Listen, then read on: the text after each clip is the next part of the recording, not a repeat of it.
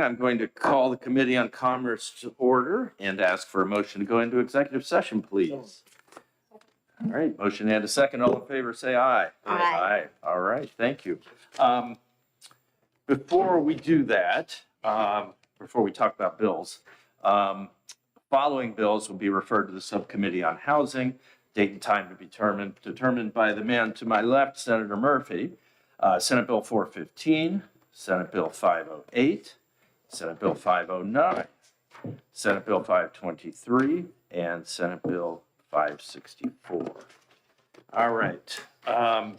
Turning to the bills that I hope we can discuss today and maybe vote on.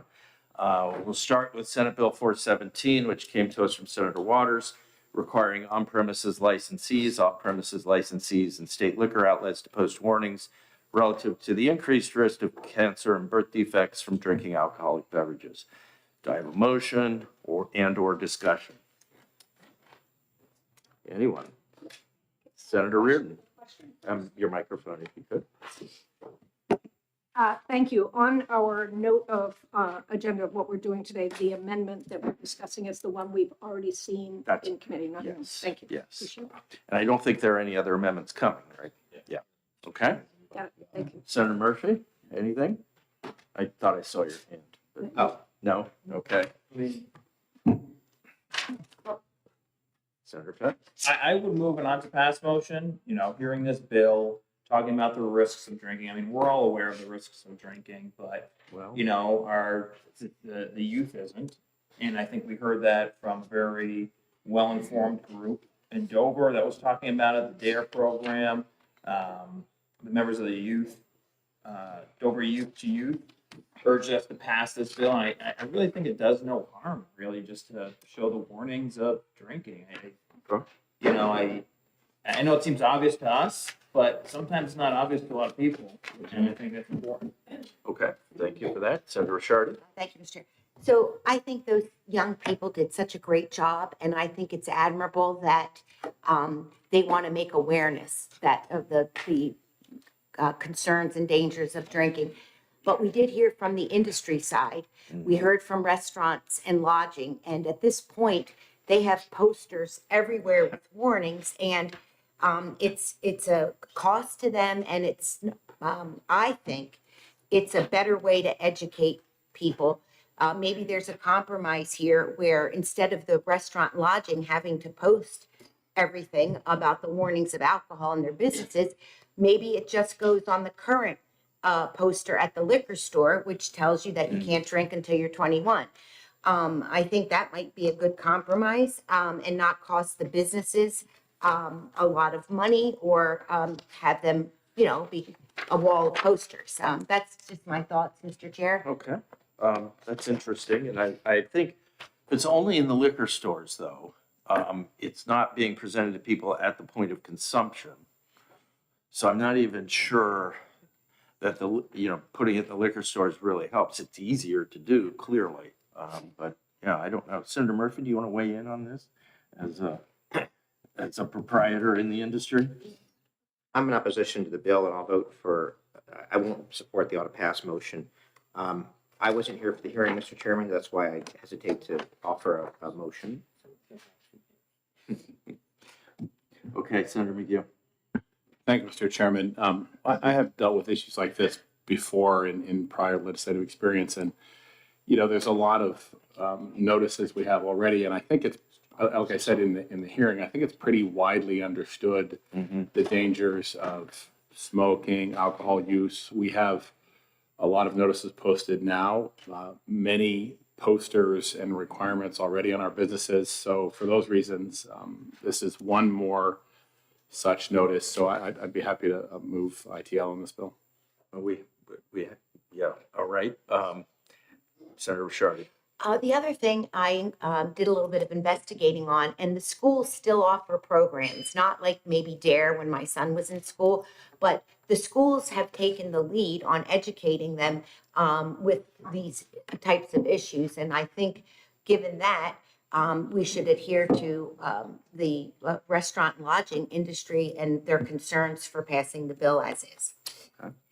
All right, any further discussion? All right. Senator Fenton, you made a motion. Did we have a second? Second. We had a second. All right.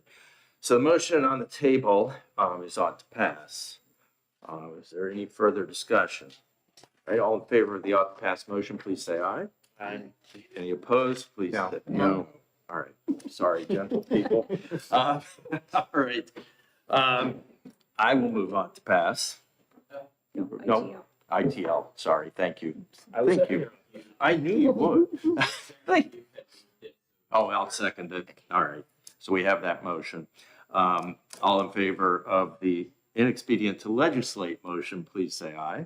Aye. Any opposed? No. All right. Move consent. Second that. All in favor of consent, please say aye. Aye. All right, there we go.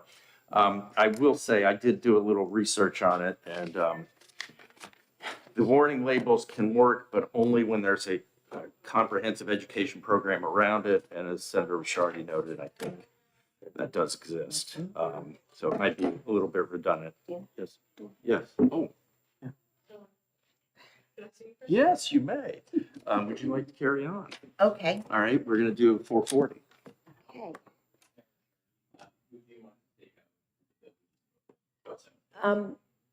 Tim, do you want to take it out? Okay. Before we go on to a motion on 440, I want to say I love the red out there, AARP. Love you people. All right, can I have a motion on Senate Bill 440, please? Sure. Madam Chair, I would move all to pass and with an amendment. And I'll second. Okay. Sure.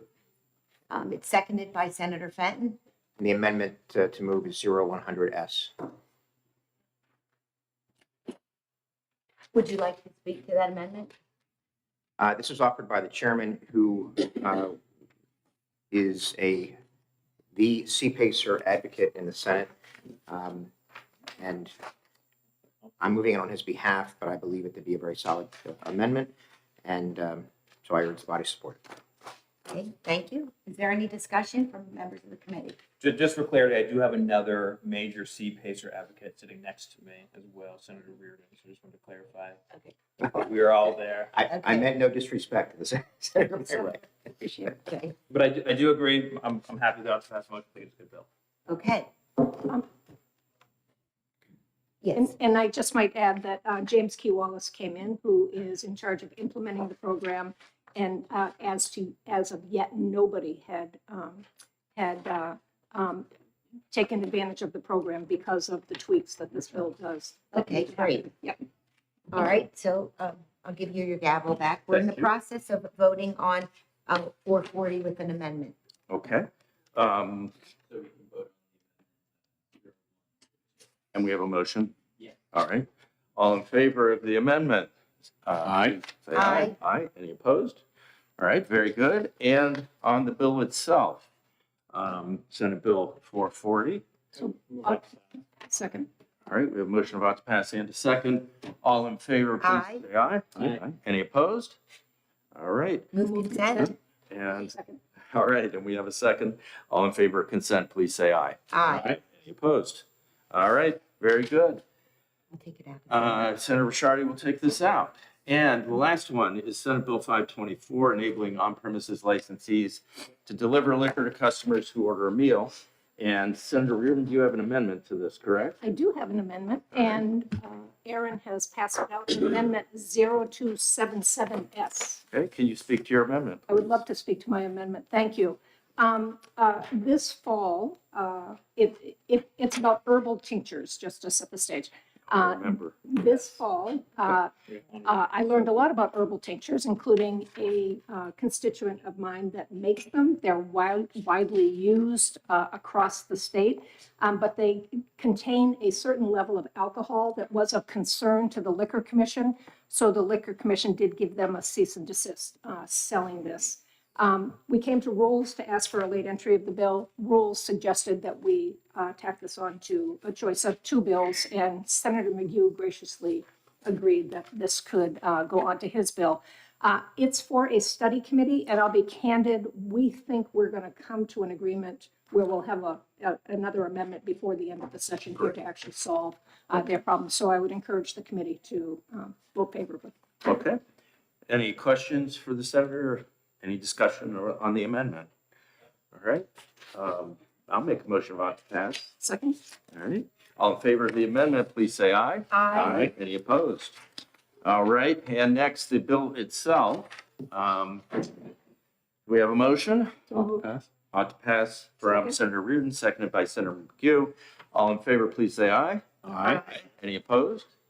I'll move consent. Second? And we have a second. All in favor of consent, please say aye. Aye. Aye. Any opposed? Seeing none.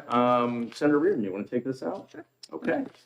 All right. That ends our executive session unless there's something further that a member would like to discuss.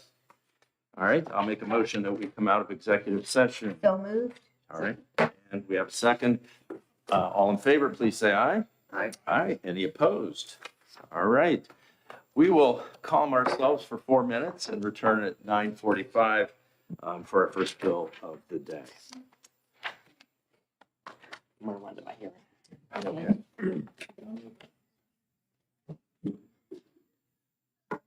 All right, so this one, I'll get us kicked off. And I know AARP is sending, as you can see, some people out, but I'm told they're going to come in 2 small groups of 3 people.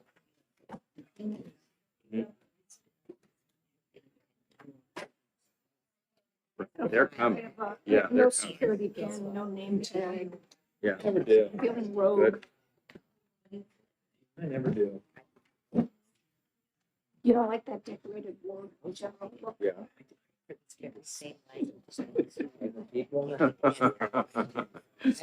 Yes, sir. big metal name tag with the badge, the state seals. Yeah. it's just- Oh, are we doing kiosks? Is that what this is about? This is. Yeah. Yeah. Had more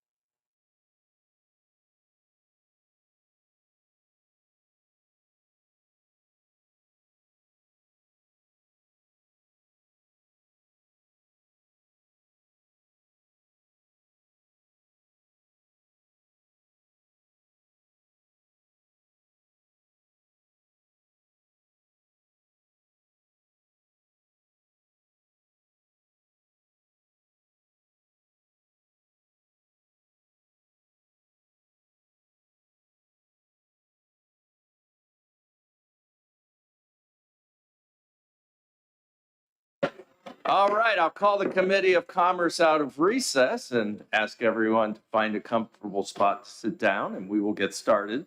There are a lot of people here, and a lot of folks signed up to speak. So in the interest of time, just a couple of notes. Please try to keep your remarks to 3 minutes or less, and I ask that you not repeat comments made by other folks. You can say, I agree with everything that was just said, and I want to add something to it.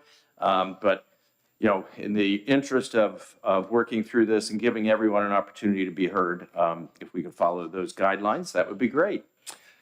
So with that, we'll open the hearing on Senate Bill 482, and I welcome Senator McHugh to introduce the bill. Good morning. Thank you, Mr. Chairman. Good morning, and welcome to all these red shirts behind us. Thank you all for coming. So many of them are from my district. I'm State Senator Tim McHugh from Senate District 11, the wonderful towns of Merrimack, Milford, Amherst, and Wilton.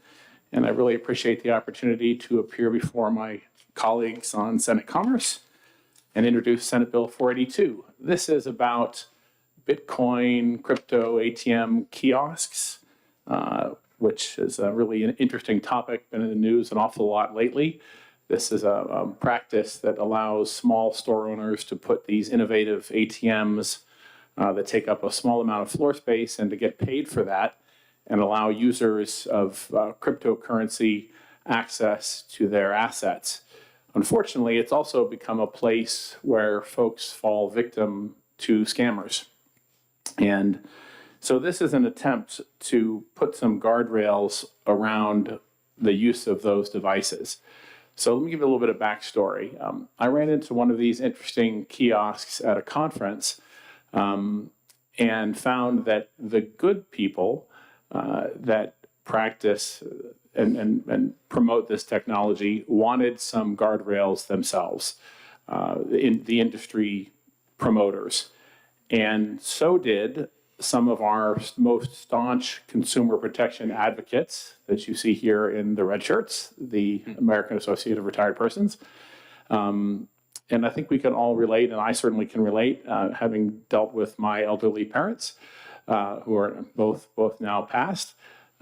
They were approached by multiple scammers over the latter years of their lives, and I had to explain to them on multiple occasions, as brilliant as they both were, that we did not have any relatives in North Africa. So with that, where both parties and law enforcement all wanted something done, it seemed like a very compelling reason to bring this legislation forward. So here's what 482 does. It's very explicit and designed to be very balanced. I have some written testimony that I'll hand over to our committee staff. But the key protections include identity verification, a waiting period, and some withdrawal limits. So what the scammers like to do, and I'm sure you'll hear a lot of stories about that, so I'll just cut to the quick. The scammers like to exploit the limitations and have their victims go from one ATM to another and make multiple withdrawals and try to get around those limits. So what the legislature will need to decide is exactly under which section of statute, banking or consumer protection, these devices are regulated. And much of that has been discussed and some has been agreed upon. And we'll need to decide what is the proper withdrawal limit and how long an individual, a consumer, has to ask for a refund. In other words, how long should they have to wait, or how long should they have to figure out that they may or may not have been scammed? Is it 48 hours, 72 hours, 2 weeks, or 3 months? So those are the things that the legislature will need to decide on. And that's what I think we'll hear. We'll hear a request to strengthen the bill. We'll hear a lot of terrible stories. And there are a lot of terrible stories. There's way too many people that fall victim to this, and that's why we should act and protect the consumers that use these devices. So I won't read the testimony, but the bill attempts to set some reasonable daily transaction limits. You'll hear from the folks that promote these machines, and they will tell you that the good actors happily and want to give refunds when there's a scam, detected, and they willingly do so. But at some point, we have to draw the line, and that's the question, really. The central question is, how long is it, 3 days or 3 months? So with that, I'll leave it to some of the experts that will describe the technology. I'm happy to take questions on the bill, the intricacies of the bill, anytime now or at a future work session. Any questions? Senator Ricciardi? Oh, thank you for taking my question. This is a huge problem, and my understanding is people who are scammed at these kiosks really don't get their money back. So I do have some concerns with the bill as written. I feel like the original intent of the bill is it's just not there, and I think that the caps are way too high to protect the citizens. So you said you were willing to do some additional strengthening to the bill. I just wanted to ask you if you agree that those caps are too high. So the number is what's at question. So the ATM, and you'll hear this from the providers of the machines, they make a fee based on the percentage. So similar, if you think about a banking ATM, when you make a withdrawal, they charge you, it used to be a buck, and now it's $2.50, $3.50, $5, depends where it is. These operators make a percentage on it, and they pay for the floor space in the convenience store or gas station or wherever it's located. So they have to have a viable economic model. They'll be able to speak to what that is. And the bad actors, find a way around the limits. So we want to find a way to prevent those scams from taking place while still allowing some good actors to provide a service and not effectively ban them. That's what happened in Vermont. They set the limits very, very low and required the businesses to effectively escrow the money for 3 months. And all of the providers, the good ones, the reputable nationwide providers left the state. And so there aren't any more of them there, virtually none. So that's the question for us to decide. What's the number? And I don't know exactly what the number is. Is it $1,000, or is it exactly like what a banking ATM is, which is very low? That could be $500, but I would venture to guess that we would hear that wouldn't be an economically viable number. They wouldn't make a sufficient amount of revenue to stay in business, and we probably wouldn't have crypto ATMs in New Hampshire. And that's a policy decision for us to make. Thank you. Okay, any other questions? Thank you, Senator. Appreciate it. I'm going to start with the New Hampshire State Commission on Aging, Lily Wellington, and then I'll invite law enforcement to follow. So Ms. Wellington.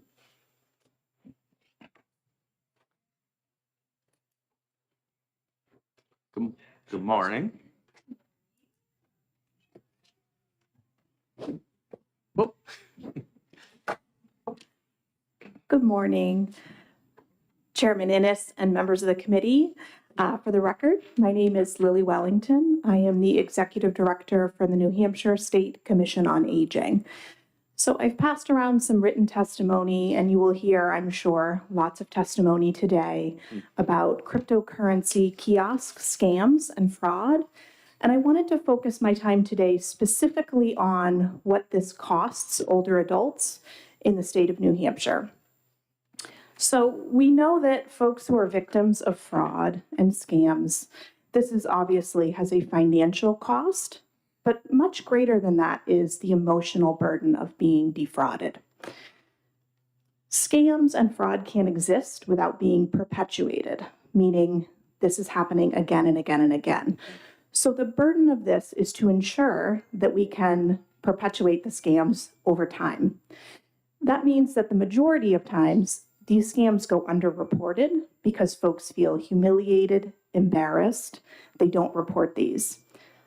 This costs older adults in the state exponentially more than the average citizen. And the reason for that is quite simple.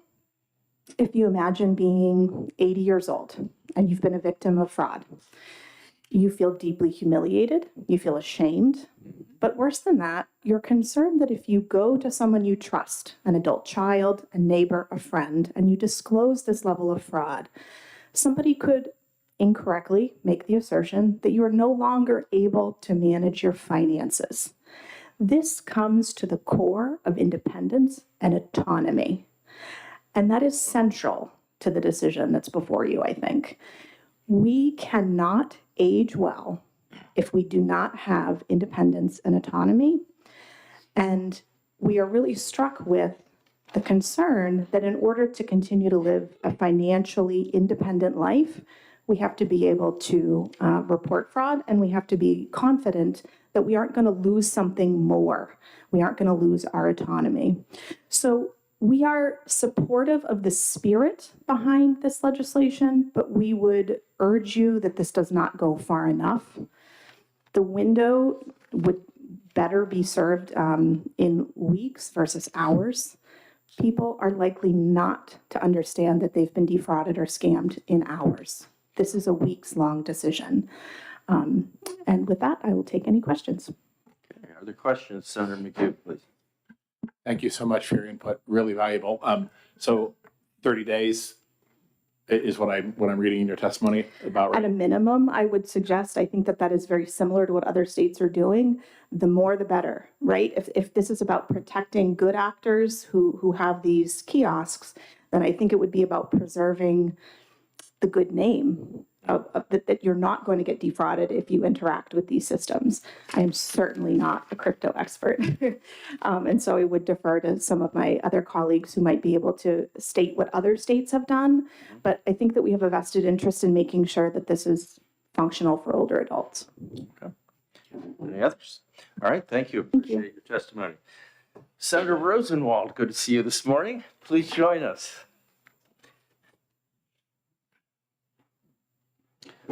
Thank you, Mr. Chairman. For the record, I'm Cindy Rosenwald. I have the incredible honor to represent District 13, which is 2/3 of Nashua. And I'm here as a co-sponsor. I support consumer protection. And I was very pleased when Senator McHugh asked me to be a co-sponsor. I would like to ask the committee to consider lowering the limits that can be withdrawn in line 14 and 17 on page 2. My concern is that $5,000 in a day and $15,000 is really a lot of money. And I think we could do a better job of consumer protection with lower limits. Thank you. All right, are there any questions for the senator? Seeing none, thank you. Appreciate your testimony. All right, next up, I would like to invite Detective Ray Lamy and Chief Alex Reno to join us.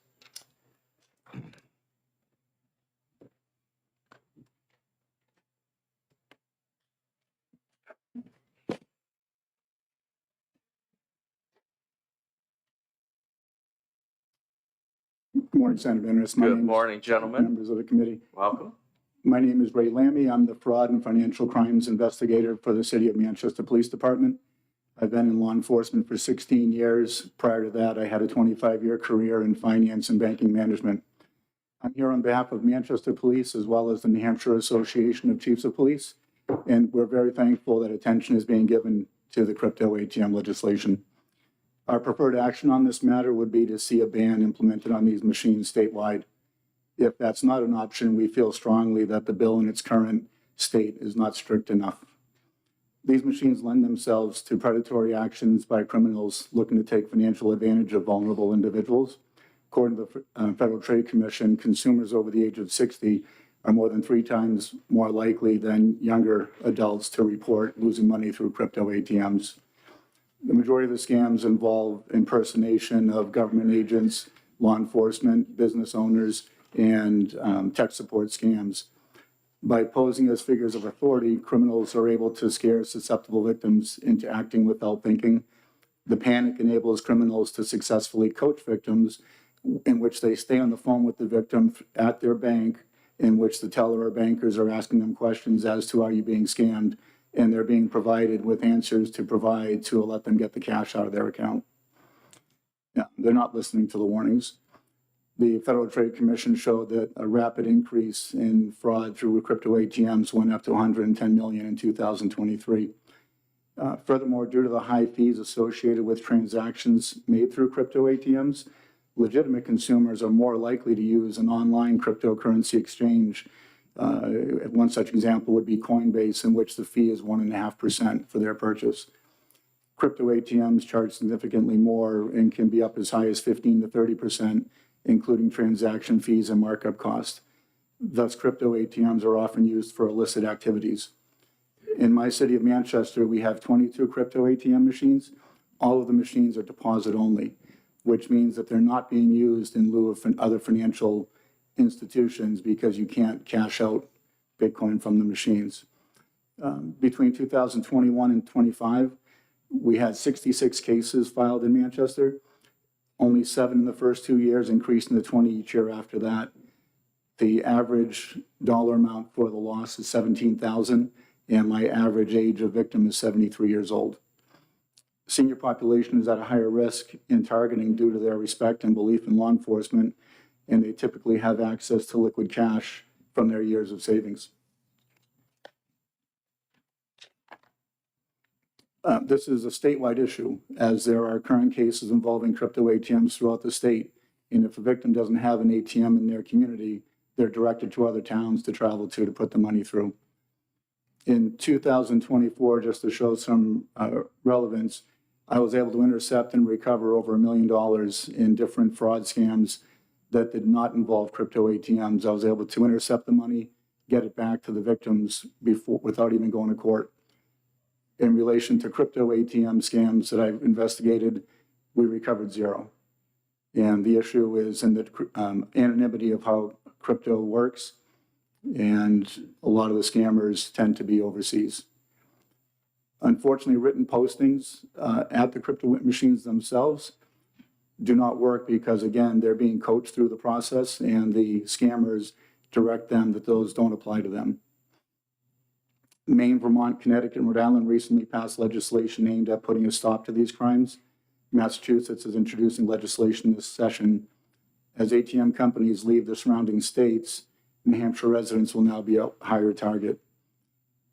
Our recommendation is that strict legislation that protects New Hampshire residents from scammers who utilize crypto ATMs as a means to defraud.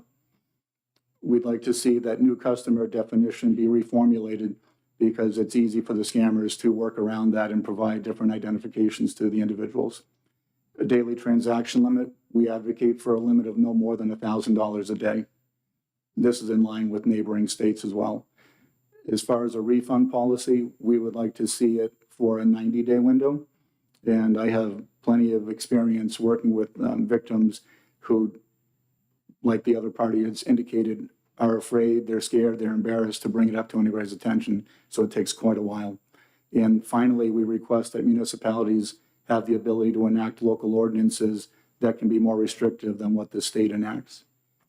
In closing, we would ask you consider either banning the machines or at the very least passing strict regulations to protect our citizens.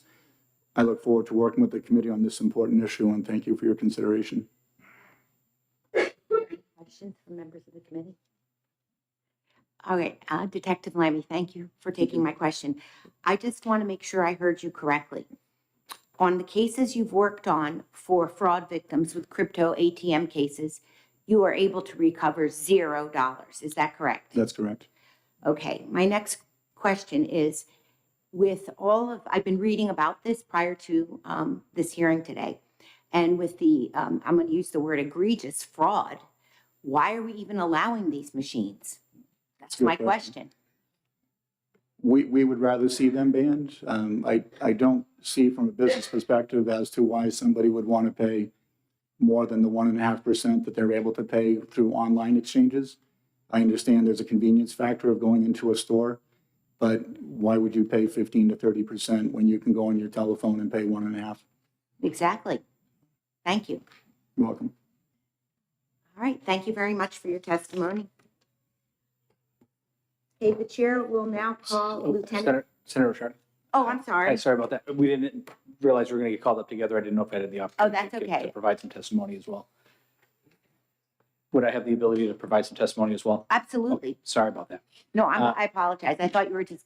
Oh, that's keeping him okay. company. I am here to represent the town of Hampton as well as the New Hampshire Chiefs of Police, and I do appreciate the fact that something is being done, a bill is being put forward to address these issues because we have seen rampant fraud in the town of Hampton specifically. So I want to say thank you, Senator Ricciardi and members of the committee. My name is Alex Reno. I'm the Chief of Police in Hampton, and I've been in law enforcement for 25 years, having served as the Chief of Police for a little over 3 of those years. Among my many assignments, I previously served as a detective for our Criminal Investigation Division, where I investigated a litany of felony crimes, including financial fraud and scams.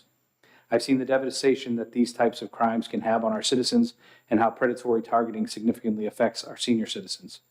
As the Chief of Police, I've seen a sharp rise in online and cryptocurrency scams that are exacting incredible economic loss on our community members.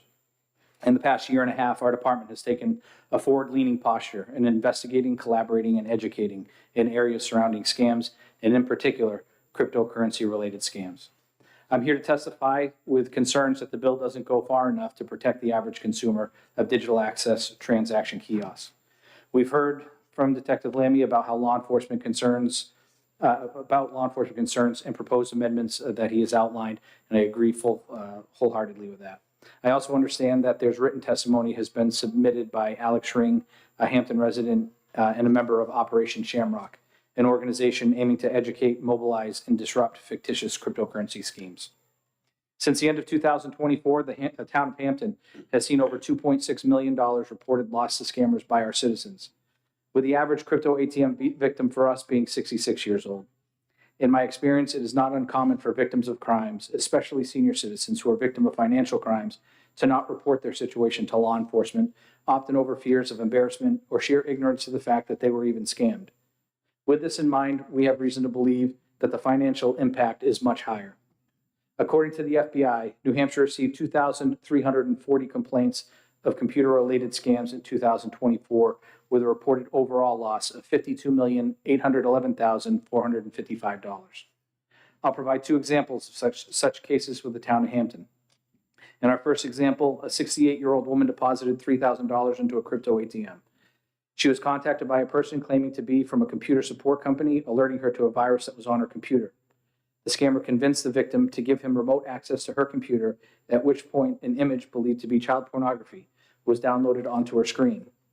The scammer then threatened the victim that he would contact law enforcement because of this image on her computer. The scammer stayed with the victim on the phone as he directed her to the bank, where she withdrew $2,000 from a bank account and deposited the funds into a crypto ATM in Greenland, New Hampshire. Additionally, she was sent to a store to purchase gift cards and send the redemption codes to the scammer. Despite the bank and the store's attempt to convince the victim that this may be a scam, the victim complied with the scammer as he reassured her that her actions were justified. The victim sent the funds as directed, and the next morning, realizing that this was in fact most likely a scam, the victim reported it to our department. If there were holds on the transactions, these funds could have been recovered and the scam disrupted. Another example is of an 80-year-old female from town who was attempting to close out an online retailer account. After conducting an online search, she clicked a link that she believed was legitimate. What she encountered was an elaborate scam where the scammers told the victim that the hackers had accessed and charged her PayPal and Amazon accounts to the sum of $16,993. After a long conversation with the scammers, she was convinced to bring $17,000 to a crypto ATM in Northampton, New Hampshire. For over an hour and a half, the victim fed $17,000 into one of these ATMs while the store clerk offered her a chair. It was only after speaking to a friend a little while later that she realized that she had been victimized. Again, hold on transactions along with deposit limits could have prevented this loss. In Hampton, we have 30 of these machines within a 15-mile radius. Our neighboring states have either enacted or are working through legislation to protect their citizens, and we believe that putting protections in place for New Hampshire citizens is critical in assisting us with preventing and investigating these rampant schemes. There are legitimate means to conduct cryptocurrency transactions, and our experience shows that these crypto ATMs are largely supporting criminal conduct that directly impacts our citizens. In closing, we would ask that you consider either banning these machines in their entirety in New Hampshire, or at the very least, regulating them as strictly as possible. In addition, we would support enabling legislation or language allowing municipalities to support a more restrictive ordinance. And we look forward to working with the committee on this very important issue. And thank you for your consideration. Thank you. Are there any questions? Senator Murphy? Hi. Yes, sir. How is Western Union different? I can't speak to to, Consider it maybe hypothetical, or maybe give me an answer if you can down the road, but maybe somebody behind you can answer the question. If the call comes in, I need $5,000 sent to me immediately, or I'm going to release this image to law enforcement. Yeah. Somebody walks into the bank, pulls out $5,000 in cash, walks into Western Union and sends it to this person electronically. I want to know what protection is there for that person that isn't there for the crypto ATM. I don't want to speak as a subject matter expert on that. I do know that there are safeguards in place for that. And Western Union used to be the big scam that a lot of our folks fell victim to, was the Western Union scams. Unfortunately, I can't answer for you specifically what their safeguards are now. But I'm sure someone coming up behind you probably will jump in, but I appreciate it. Thank you, sir. Thank I'm not signed up to testify, but I'm a commissioner, and Western Union is licensed by us as a money transmitter, so if you want me to come up and speak, I can, but I'm here to help the community. If you'd like to sign up, I and need to do something. Sure. thank you. Thank you. Senator Magoo? Thank you, Madam Chair. Thank you, Chief, for Yes, sir. your testimony. It's really valuable. My question is, you have a lot of machines, 30 in one town. It's within a 15-mile radius. They're not all. 15-mile radius, Yes, not yes, all in sir. Hampton. Okay, thanks. Yes. Do you happen to know, are they all one particular vendor, one particular flavor? I don't know, I only know They a are couple of not. the vendors. They're not one particular vendor. Okay. Do you follow up? Sure. Thank you for taking my additional questions. Do you think, and this goes to Senator Murphy's question, I think, do you think if they were regulated like conventional ATMs, and maybe this is a question then for the banking department, I mean, this is something we've discussed, regulating them closely like ATMs, do you think that would give you the tools you need? Anything would be better than what we have right now, is what I would say. We are, again, our position is that they should be banned in their entirety. They're the ones that I'm aware of are deposit only. They're not a transaction that you're able to get like a regular ATM where you can receive your cash back. It is simply depositing the money in. I think, and I'm not somebody who would generally step up and talk about regulate, but this particular situation, I think needs strict regulation if it were to be something that was allowed. Thank you. Thank you. My question is that I believe it's two companies, Bitcoin Depot and CoinFlip. Is that accurate? Yes. Okay. And my question is, the amount of money when people go to these machines for the crypto is so much higher than online. Where's the justification in that? I can't speak to what their justification is, but we do see and recognize the fact that a 1.5% fee that you would get at a regular ATM is, or if you were to do this on your phone, is significantly lower than the 15 to 30% that we're seeing for some of these other ATMs. So not sure where that comes from, but that would be a great question for the owners of those ATMs. Thank you for your testimony. Thank you, ma'am. Thank you, Senators. Okay. Now the chair will call Lieutenant Mike Foster.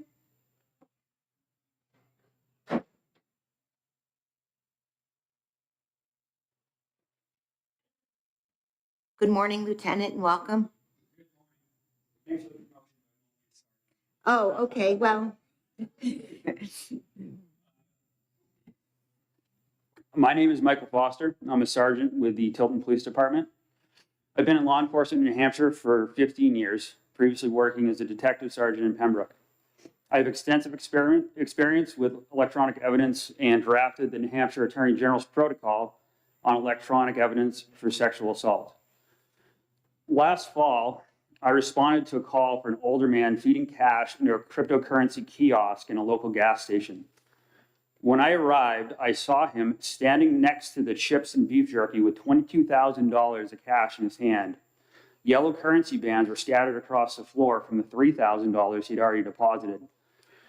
The victim was more afraid of me than the scammer, who he had on speakerphone, directing him to load his life savings into the machine. It took me several minutes to convince the scammer who had a thick European accent, or rather convince him that the scammer who had a thick European accent was not a representative of his local bank. In that time, the $3,000 was exchanged for cryptocurrency and transferred to an account containing several million dollars destined for the other side of the planet.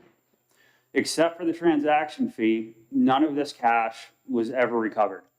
And I would note that we contacted the crypto company immediately on our response. Scam cases are some of the most frustrating for law enforcement. I have seen hundreds of thousands of dollars taken from the accounts of everyone from high school students to senior citizens, but the result is always the same. Nothing is recovered, especially in smaller towns like Tilton and Pembroke. They don't have the same resources that some of these larger agencies have. Trying to unravel the scam is like peeling an onion until the path inevitably leads overseas. Scammers used to have to be creative with extracting cash from their victims. Once they gained control, they would have to convince their mark to do something that might seem very strange even to the least tech savvy among us, like make a large purchase of gift cards and share the codes. For many would-be victims, this simple reality check broke the illusion and stopped them from emptying their bank accounts. Cryptocurrency kiosks remove this obstacle. A high-tech, official-looking, and convenient kiosk is exactly what scammers need to rob their victims before they realize what has happened.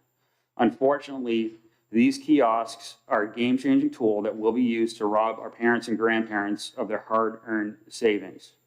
I do support some legislation. I think that's important that something be done. In our instance, even though we immediately contacted the company on scene, all we were able to get was the transaction fee, which is a small fraction of the amount that left. And we're fortunate that the additional $22,000 was not sent. A waiting period of 90 days would also give time for us to receive reports and get those refunds. When this happened, the machine had only been installed for 2 weeks in town. There was a prior case just before this that $17,000 had been lost as well by a senior citizen. Obviously, the cash in both of these cases could have been recovered with such a waiting period. I'd also note that in our instance, the machine was plastered with warning labels, including handwritten notes, which were of no value. The victim was more afraid of me than they were to the person they were speaking on the phone. I'm happy to take any questions. Any questions from members of the committee? I have a question. So is there some reason, excuse my ignorance, that as a town, you couldn't go to your select board or council and say that given all of this, we need these banned from our town because it's hurting our citizens? Is that something that can be done on a town level or not? That's something that we were working on in Tilton. I think the issue with that is, we have Belmont, Franklin, all these other towns in the vicinity of us. And if one of those towns doesn't ban the ATM machines, then our residents would just drive to the nearest town that doesn't have a ban and make the same deposit. In this instance that I gave the example of, the victim was a Franklin resident, not a Tilton resident. There wasn't a machine in Franklin, so he drove over to Tilton. And I'm sure the opposite would be true if we were to ban them just in Tilton. Thank you for your testimony, Sergeant. Thank you. Okay. Next person up, it has a lieutenant there too. Am I giving somebody else a promotion here? Lieutenant Steven Soares. Am I saying that right? Soares? No? Okay. All right. All right. He said he was speaking. We'll move right along. Let's see. We have Kyle Baker from CoinFlip.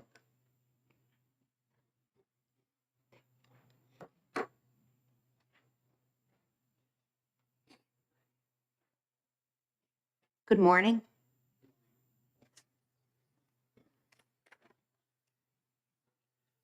Good morning. My name is Kyle Baker with the Rathke & Pingatelli firm here in Concord, here on behalf of our client CoinFlip. CoinFlip is a Chicago-based global digital currency platform that provides consumers a simple and secure way to buy and sell virtual currency. We are here in support of this legislation as it is currently drafted. We are in support of establishing consumer protections for digital access transaction kiosks, commonly referred to as crypto ATMs. So I thought just quickly what this bill does and why we feel that it's important.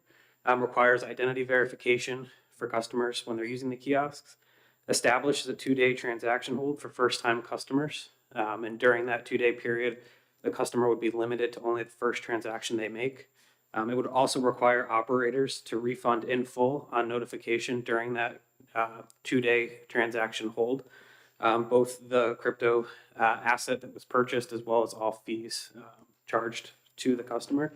Sets transaction limits at $5,000 for new-time customers and $15,000 for established customers. Requires disclosures of fees, pricing, and a receipt to the customer with contact information if they were to have a problem, as well as requires operators to use commercially available blockchain analytics. If you're not familiar with blockchain analytics, it's a commercial product that's available for these operators that tracks and identifies potential scams as well as crypto wallets that are tied to fraud and allows immediate blocking of those transactions. This is something, all these components are things that the operators in the industry are already doing for the most part, but we support clear guidelines from the state level that allows everyone to continue to operate under the same guidelines, as well as creating impediments for bad actors to enter into New Hampshire. Why the levels are important. CoinFlip, as well as other kiosk companies or money service businesses that are registered under FinCEN, the Financial Crime Enforcement Network, required to follow both the Bank Secrecy Act, Patriot Act, and other federal rules and regulations. Under New Hampshire law, CoinFlip did apply for a money transmitter license. Under New Hampshire law, we're not eligible for those money transmitter licenses, but CoinFlip does maintain money transmitter licenses in 38 jurisdictions across the country. We have 6,000 machines that are working all across the country, as well as in 10 different countries across the world. We use things like chief legal officers, general counsels, Bank Secrecy Act officers, consumer protection officers, all things that as a company we've made the decision, they've made the decision that increase trust in the brand, increase trust in the machines, and do everything we can to mitigate scam risks for customers. That said, we understand that there is an issue, and there is, obviously we've heard today, so that's why we're here to support this legislation. Thank you. Senator Murphy? Thank you. If somebody walks up to a Bitcoin ATM or a crypto ATM and throws $3,000 into it, and then comes back to you the next day and says, "Whoops, that was a scam," or "I didn't want to actually do that," how do you recoup the money? I mean, they get the money back from CoinFlip, but how do you actually get it back from the scammer? We use, to the best of our ability, we use blockchain analytics and other tools to try to identify the wallet that's been used. Oftentimes there is no way to recoup that money, and it's simply it's a loss for the company. But we feel that it's important to our consumers. That's why we've made the decision that we can be supportive of that. There are cases where CoinFlip has what they have. Essentially, they have a law enforcement liaison that works for the company, that they partner with law enforcement in the jurisdiction where the scam happened, and they use all the tools they have in the toolbox to try to identify the wallet. Sometimes these wallets are linked to other commercial exchange platforms, where then there's the ability to go to that company and say, "Can you help us identify that wallet? And is there a way to get that back if it's custodied under that company's exchange wallet?" But in cases where crypto is transferred into a personal crypto wallet that's not tied to any one of the exchanges that have been talked about today, oftentimes there's no way for the company to recoup those funds. Thank you. Senator Magoo? Thank you, Madam Chairman. Thank you for bringing some of the more specifics to us. My question is 48 hours long enough, though, for people to realize they've been scammed? And if it's not, how long can you give them as a company and be viable? The data we use, and CoinFlip's scam rate is roughly 2% of all transactions that are conducted on their machines. That's what they've identified using the blockchain analytics software that they partner with. We have found that in the vast majority of the cases where CoinFlip is contacted, I can't say that they're contacted every time, but in the cases that they are contacted, it is within that 48-hour window. Somebody makes a transaction, either goes home, sleeps on it, the next day says that wasn't right, and they call, either they work through their law enforcement agency or they work through CoinFlip directly, because we do provide a receipt we have a 24/7 customer service line that somebody can call in at any time. So we found that 48-hour window works. We're happy to continue to work with the committee if there's a understanding that number needs to be adjusted. Follow-up? Thank you. Thanks for taking a couple additional questions. So if we can push it out to a little longer, to 30 days, 45 days, would that still work for you? I can't speak to specifics. I know that we would be even under this legislation, Crypto Kiosk would be the only money service business organization that would be required to hold legally conducted transactions on their books for that amount of time. There is nothing that stops you from sending a wire. There's nothing that stops you from withdrawing cash and sending it in the mail. We'd be the only industry that would be subject to that additional burden of holding those transactions on their books. We feel that the limit that's in place is something that is workable, and there's reasons why we think that number is appropriate, but we would be cautious about extending that out too far. Essentially, you're just requiring the company to hold that transaction on their books for a long period of time. So thank you for taking another question. So if you had to hold that, does that mean a legitimate user might also have their liquidity or the availability of their funds or their whatever they've converted it into held up access to their, like for instance, if you sell stock, it often takes time for that transaction to complete before the funds are available in your brokerage account. You sell today, the order completes, but the funds aren't available in your brokerage account for could be a couple days. But is that analogous? Yeah, I'd have to get back to. Unfortunately, CoinFlip wanted to be here today. Unfortunately, their flights were all canceled to get in from Chicago. But I'm happy to follow up with them to find out exactly how that strike price sort of works and how the function of the hold works as far as because obviously cryptocurrency has a changing value like other areas. So how that process works, I'd have to get back to. But I understand the potential concern as far as if I chose to deposit, $500 because the Bitcoin price today was attractive to me, and then I'm held for something happens over that 2-day period, and then the cost doubles. What is sort of the nuance of that strike price? But I can understand the concern there. But I'm happy to follow up on what the specific process is. Okay. Last question.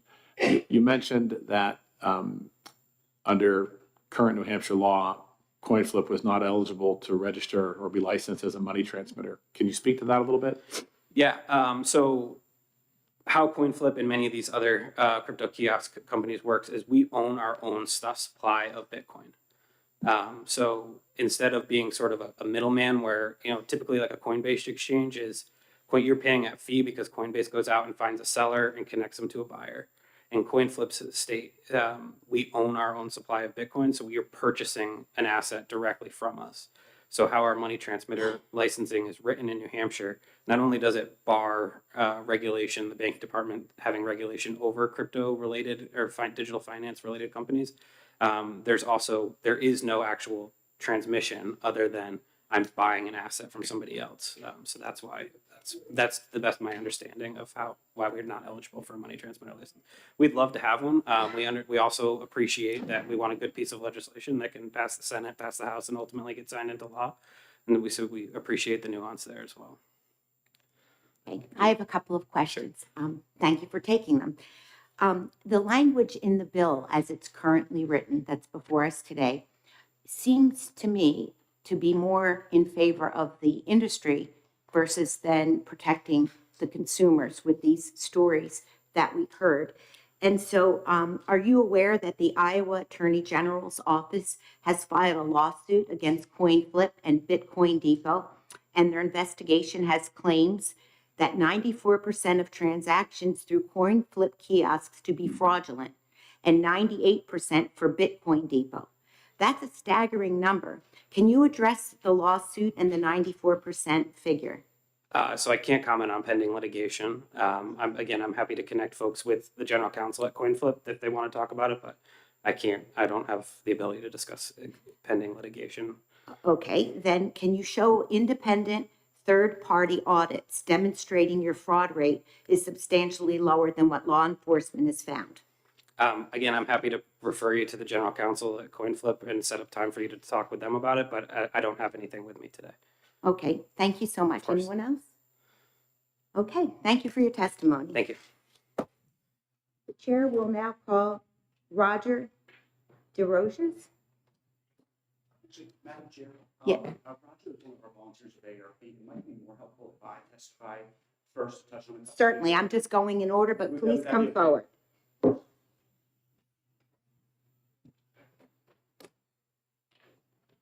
Good morning and welcome. Good morning.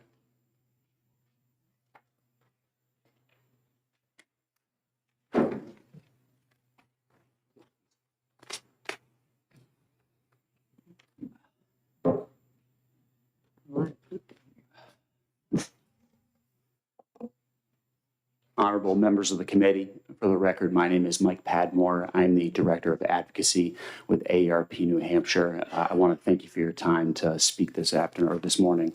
I'm going to skip over actually much of my testimony because I've talked about some statistics and some things that you've already heard. And so what I want to start by saying is just I really want to say thank you to Senator McGee for really starting the conversation and filing this legislation because as we've heard, this is an incredible problem, not just here in New Hampshire, but around the country. And so we are in support of the legislation, but we do have a few recommendations that we've heard around lowering some of the transaction limits and then extending that refund period as well. And so what I want to start with is talking about the transaction limits. So our hope is to have a transaction limit that is $1,000 a day. And part of that is that we have found from a number of states that have enacted this around the country, Maine specifically has this in their state that they've enacted. And there is actually evidence in California, they have enacted this as well. And a detective out there in the Fraud and Cyber Crimes Bureau in Los Angeles, in their sheriff's department, he has said in a report, I have determined that there is a reduction in crypto kiosk scams and fraud since the daily transaction limit became effective in 2024. I have also determined that there has been a reduction in the use of crypto kiosks for escort services, which are known to involve human trafficking. And so I just wanted to note that and say there is evidence that these transaction limits are helping reduce fraud and other illicit activities. The other aspect that I've mentioned is the 90-day refund window. So again, there are a number of states that have adopted this 90-day refund window. Maine and Vermont have both enacted this. We feel that this is fair, and you're going to hear from a number of caregivers specifically who really can talk about how caregivers, they are the front line of support in preventing scams from happening, but so often we are not able to catch those scams, and it does take time for folks to be able to identify that they have been a victim of fraud. And so having that window we feel is very important. And then the final thing I'm going to say is that there are 24 states around the country that have enacted legislation. And so much of this, again, we've heard this from other folks, is ensuring that New Hampshire doesn't become a target for scams and for fraud. And so we do feel that taking action is incredibly important. And I think the last thing actually I'll just mention is that when we think about when fraud occurs, why does it occur? How do criminals target folks? They're going to go where the money is, right? And so if there is a lower transaction limit, say it is $1,000, if you're a criminal, are you going to target folks in New Hampshire when there are states that haven't enacted, these limits, or there are higher limits in other places? You're going to go to other places. And so establishing this lower transaction limit really takes the target off of New Hampshire residents. And with that, I'm going to turn it over to Pat McDermott, our state president. Good morning, and thank you for letting me testify. My name is Patrick McDermott. I live in Hooksett, Senator Murphy's district, and I am the volunteer state president for AARP New Hampshire, representing 160 volunteers, many of them here behind me in red, as well as over 200,000 AARP members here in New Hampshire. But I'm also a caregiver, and I've also have served as a caregiver for loved ones. And caregivers across the state play many roles. And one of those roles is being the first line of defense against frauds and scams. And we're the ones that see that something is off. We're the ones that see that, the bank statements come in and, oh, well, why is this big deduction in there? I'll give a very quick personal story.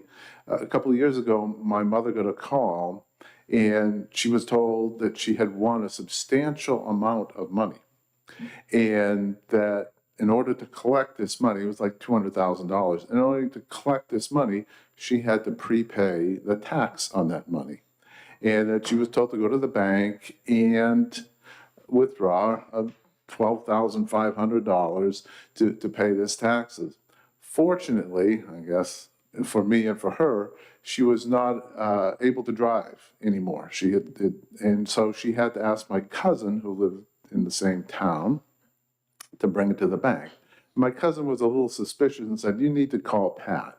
And fortunately, when she called me, we were able to diffuse this. So she did not fall victim to that scam, but she would have if there wasn't a couple of caregivers in her life at the time. Unfortunately, many older adults don't have caregivers to give this support. They don't have the safety net. No one's checking in. So these folks are at a very high risk of devastating financial loss. And again, not repeating a lot of things that people have already said that we agree with, but that's why the transaction limits matter so much. And that the $1,000 daily cap on cryptocurrency ATM withdrawals, while it won't stop things completely, it will prevent catastrophic losses. And it's a guardrail for those who have built-in support systems, who do not have built-in support systems and no caregivers watching over them. Thank you very much. We're happy to answer any questions. Are there any questions from members of the committee? Okay, I have one question. Okay.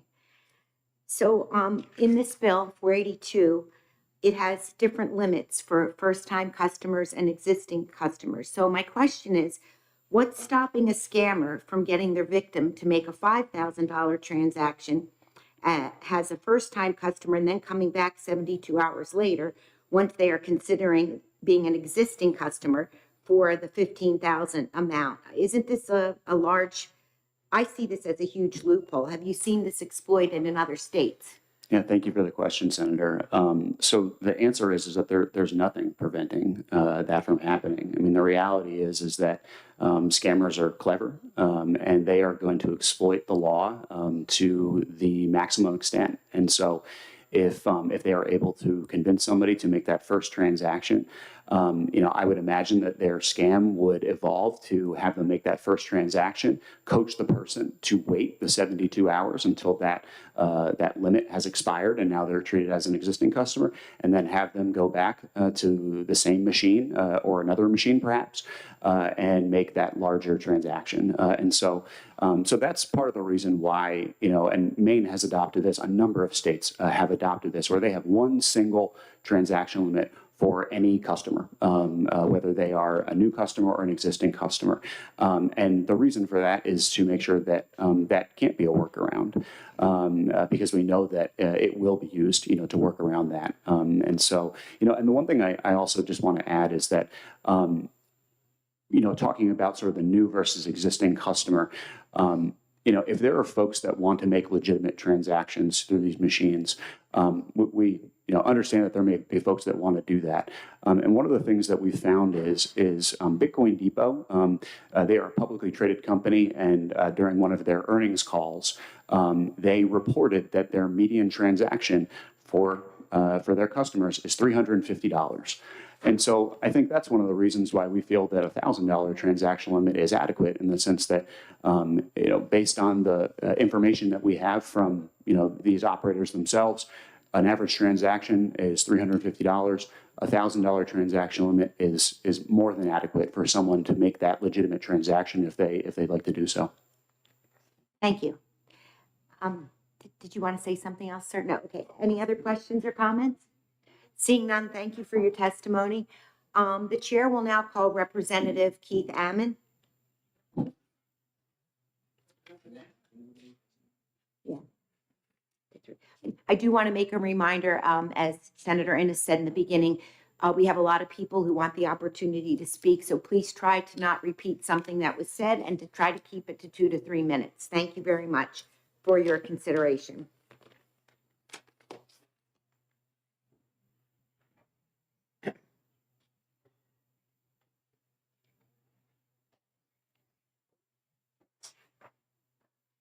Okay to go? Okay, Morning, go. Madam Nice Chair. to see you. Nice to see you too. So my name for the record is Keith Ammon, Hillsborough District 42. And I'm a co-sponsor with Senator Magoo on this bill. And I just wanted to bring a different voice. I've been listening on YouTube to the different testimony. We don't want to demonize a whole industry in New Hampshire. That's not the New Hampshire way. Fraudsters use gift cards, they use ATM machines, they use lots of different tools to defraud people, but we're not talking about banning. I've heard a lot of voices calling to ban this industry. And to me, that's not the right approach. It's anti-consumer because you're giving consumers fewer choices. So I just wanted to interject that idea into the conversation. And I realize this is a weighty matter that this committee is going to be weighing in on. If we want something to pass into law, it's got to be light touch, right? If we go too far one way or the other, then there's less chance that it's going to become law. So with that, I'll take any questions. Senator Murphy. One quick question. What are some legitimate uses of these machines? Legitimate uses of these machines? If they're not scamming elderly people, what is the point of the machines? The point of the machines is it's a vending machine, right? So instead of getting a soda out of the machine, you get crypto currency, which there's lots of different cryptocurrencies now. One legitimate use is you might need what are called gas fees on a smart contract network. So in order to conduct certain transactions on a smart contract network, you have to pay, they call it a gas fee, but it's like a tip to the node operator.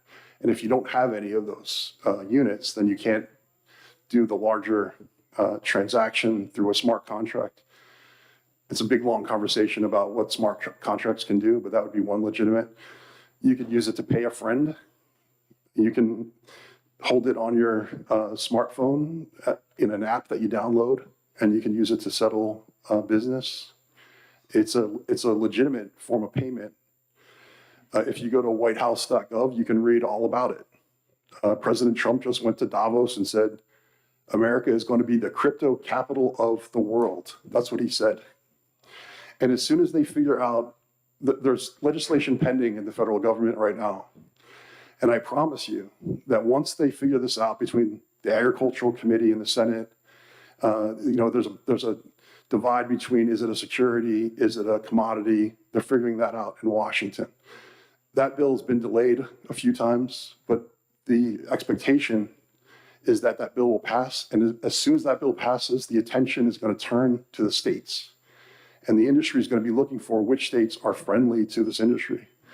So I worry that if we go too far on this bill, that we'll be sending the wrong signal at a time when the entire world's financial system is changing very rapidly. And we don't want our consumers, our constituents to be left behind if that happens. So that's my strong opinion. Go ahead, and then I have a question. Thank you, Madam Chairman. Thank you, Representative Ammon, for bringing your expertise in the blockchain world and for agreeing to be a co-sponsor along with 3 other members of the House Commerce Committee, my former committee. We definitely look forward to collaborating with the other body and putting a good piece of legislation that protects the consumer and the industry on the governor's desk, I hope. So my question is, along with Senator Murphy, some of the legitimate uses of these machines, how do you see us best able to expand the favorable business climate for this industry in New Hampshire while still, protecting the good actors and the consumer in terms of providing choice? Right. What's the best way to balance that? It's not the heavy hand of government stamping out an industry. That's not the answer. That's not what we do in New Hampshire, I don't think. I think there's technological solutions to this. I think Kyle mentioned blockchain analytics. I mean, that's very common. There's several companies that do that. There's tools for law enforcement that those companies provide freely. But they all have a flat screen, like an iPad on the front of them that is programmable. So we could require that they do a series of warnings. We could carefully craft what you have to go through to, there could be a big red button to call law enforcement on that screen, right? So I think there's a technological solution to preventing these legitimate concerns that elderly people are being scammed. This is a new technology. I understand, I'm getting up in years and I'm having trouble keeping up with technology myself. So I can understand that we need some safeguards for the elderly, but as much as we can do with technology instead of, the hammer of government, I think that would be a better approach in my opinion. Follow up. Okay. Thank you for taking additional questions. So you could actually have, for a certain level of transaction or a certain trigger, multiple transactions in a day, require a phone call at least to a law enforcement agency or a banking regulator or something like that before that transaction went through, and perhaps that might deter the scammer if they knew you had to place a call to law enforcement or some other authority. Could be any authority. You think that the kiosk could do that? We could definitely do that technologically. I think we have 7 to 9 companies operating in New Hampshire, and maybe they're not all legitimate. Maybe some of them are facilitating scamming. I don't know. I don't know the answer to that. But I'd worry about too onerous of regulation where it crushes competition, and we end up with just 1 or 2 players because we had conversations already that the fees are high. And I think Representative Magoo, you mentioned floor space. There's things that they have to do. Regulatory compliance is a cost, and that cost gets passed on in the form of a fee to a user. So I'd worry about eliminating too much competition and that affecting the consumer because they'd have to pay higher fees in order to continue to transact. I mean, these are voluntary transactions. These are grown adults making choices. I think we should respect the autonomy of a grown adult while also protecting against fraudsters, which come in many forms. So, I have a question. Thank you for taking it. So you mentioned that their fees are higher because of regulatory. Part of it, yeah. Yeah, but when you can go online for less fees and less fraud, why would we do this if they're charging higher fees, but the fraud is prevalent? When you listen to all of our testimony from chiefs of police, sergeants, lieutenants, and people who've been scammed by these machines, clearly they're a problem. And for me, if you have another opportunity to use this crypto through online, one person in New Hampshire that is scammed by this is one too many. I think I would call that safetyism. A safetyism is you value safety so much that you crush innovation, there's a balance, right? So 100% banning is not a balanced approach. That's my opinion. I'm just sharing that with you. Which I do appreciate that, but my question is, do you agree that there is a problem right now that needs to be resolved with the current kiosks? Yeah, so I have a statistic here that this is a federal study, and I'm sorry, I don't have the one, I have to look it up, but there was 16 billion in total fraud, so total fraud 16 billion, and less than 2% was tied to kiosks. So I guess my question for you is that other 98%, should we also ban those things like gift cards and all the other avenues that clever scammers in foreign countries. We've heard stories that what these scammers do, they invite someone from another country to come to, I'm going to say Romania, but whatever country it is. Then they take their passport and they force them to work in these call centers. They're the ones making the calls to some of these victims. But those people are also under duress. So there's a big complicated network of how this fraud works. And banning crypto kiosks is not going to solve the vast majority of it. It's going to send a signal to the rest of the country that New Hampshire is afraid of this new technology. We're resistant to really what's going to be the future of the financial industry. And just one further point, part of the appeal to crypto is you get to hold it. It makes you somewhat self-sovereign if you decide to. We're used to putting money in a bank, so we're trusting the bank to hold our money. But with crypto, you don't have to do that. You can do it on your own device that no one else has access to. So when you asked about why would someone go to a kiosk, that might be one of the reasons that they want to have control over their funds and not trust a third party. Thank you for your testimony. Thank you. Anyone else? All right, seeing none, thank you very much. Let's see. Now we'll call Roger DeRosiers. Again, we'll try to keep our testimony to 2 to 3 minutes. Good morning and welcome. A brief testimony. Of course. My name is Roger DeRosier, and I am both a Concord, New Hampshire resident and a volunteer with ARP New Hampshire. I also serve as caregiver for a loved one. Sorry, right. And my name's Mary Roberge. I live in Manchester. I do volunteer work for AARP New Hampshire as a fraud fighter, and I've also been a caregiver for my mother. So as a fraud fighter, my focus is on making people aware of the various frauds that are harmful to everyone. As my mother's caregiver, my focus was to keep her safe. Caregivers across our states do play many roles, as you've heard: advocates, organizers, companions, but also we are increasingly the first line of defense against fraud and scams. We are the people who notice when something is off. We are the people who talk to our parents or our spouses, siblings, neighbors, many weeks later and uncover the truth. Because if you have been scammed, you are reluctant to let people know. We are the ones who discover a suspicious withdrawal on a bank statement a month after it happened. And too often, we are the ones to realize, long after the moment has passed, that a loved one has been scammed. This is why we do support SB 482, but we also would like to add 2 current crucial improvements: a $1,000 daily limit on cryptocurrency ATM transactions, and a 90-day refund window for scam victims. Why caregivers discover scams too late? As caregivers, we know how scams actually unfold. Victims rarely realize what happened right away. Sometimes it's only during a conversation weeks later that a loved one mentions a frightening phone call they received.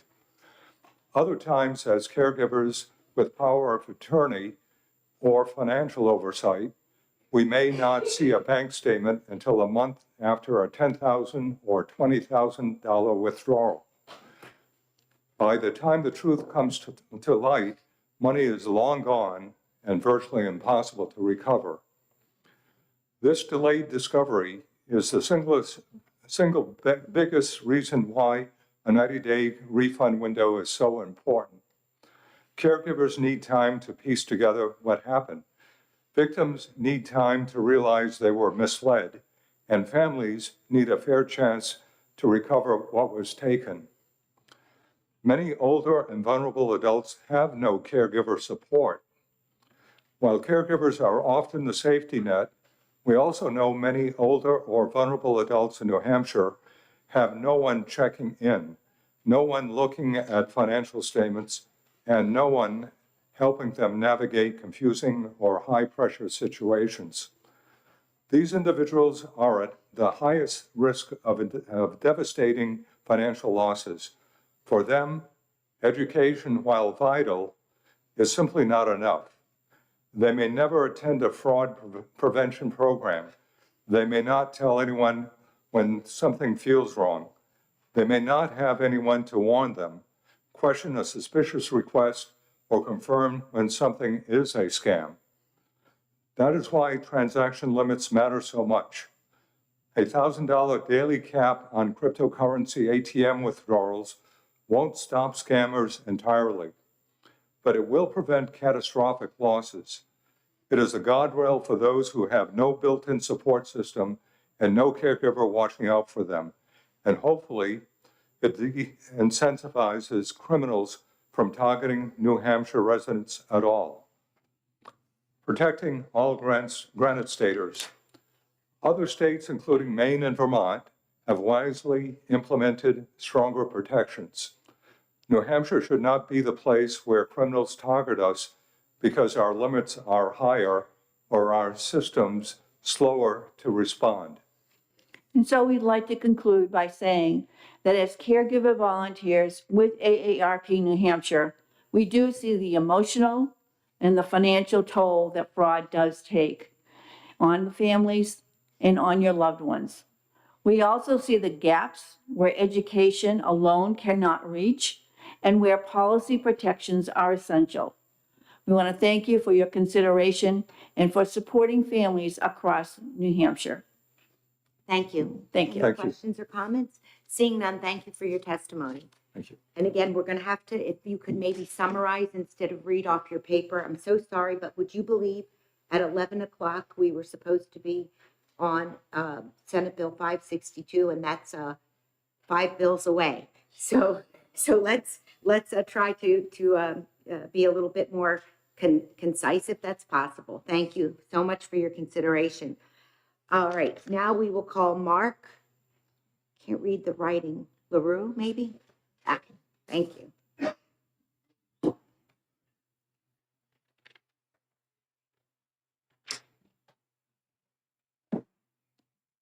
Thank you, Madam Chair and members of the committee. My name is Mark LaCroix. You were close. Okay, thank And I you. live in Concord. And I was a caregiver for my father who lived up in Berlin. And after my mom passed away, he struck up a friendship with a young lady that she was younger than me. And I can tell you the red flags really went on as to what's going on here. And I was able to review his bank statements, and everything was fine, and it worked out good. But he would not do any electronic banking. I had to wait for the paper statements to come in, and I had to go up to Berlin to see him. And 30 days was not enough. I would need more time to be able to review those bank statements and see what was going on.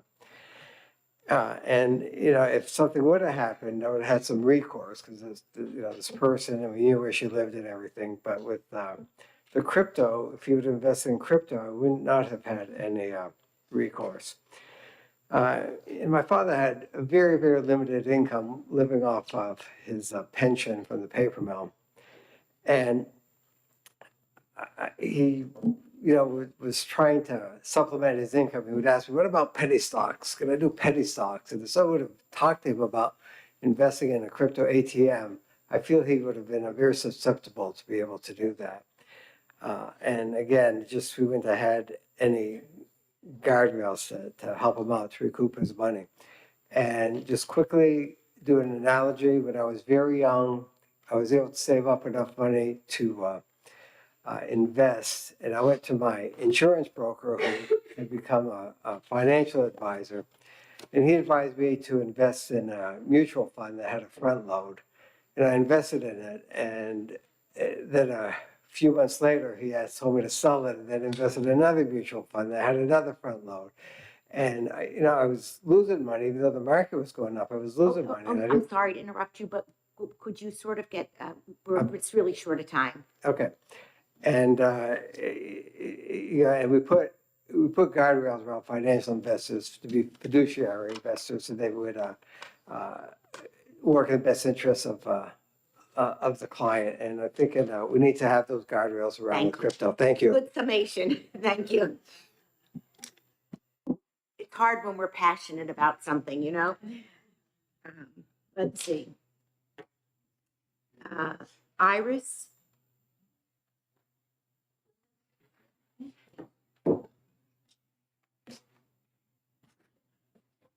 Drop these off later. Hello, welcome. Thank you for having me. My name is Iris Altilio. I live in Pembroke, New Hampshire. Obviously, I'm an AARP New Hampshire volunteer. One of my biggest jobs at AARP is coordinating our Speakers Bureau. And last year, we gave 46 presentations on fraud, all for free. We reached 800 adults.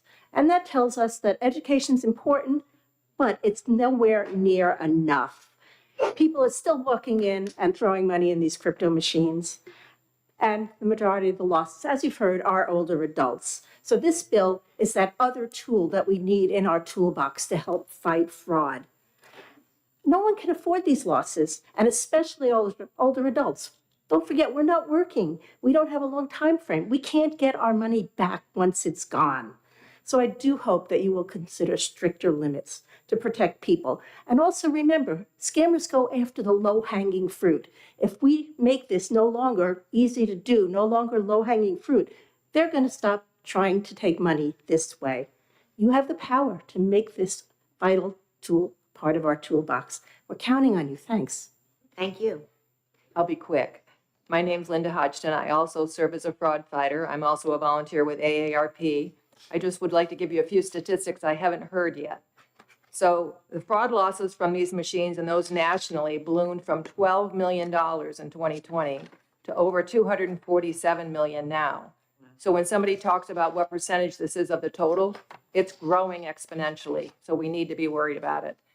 The other issue is that 27% of New Hampshire's population is 60 years of age and older. So that's 368,000 people, many of whom vote. So people we want to pay attention to.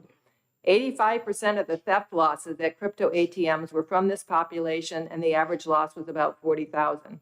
So as Ira said, while education is very, very important, it's only a piece of what we need to do, because the scammers prey on the vulnerability of this population. And they are so scared with the speed, the pressure, the psychological manipulation that happens. We want to make sure that we pay attention to this population and we help them. So there were two things that you heard about today that we feel very strongly about, and that's the $1,000 daily limit and the $90 refund window. I say 90 days because I was a caregiver for my grandmother, and I took care of paying her bills and going over her bank account. And there's no way I would have known in a short time frame that something was wrong. So, as Ira said, criminals go where the safeguards are the weakest. Please don't make New Hampshire a place where they come. Thank you. Thank you for your testimony. Any Julie? questions or comments? Seeing none, thank you very much. Oh, go right ahead. Come on over here by the mic. Come to the microphone, though, please.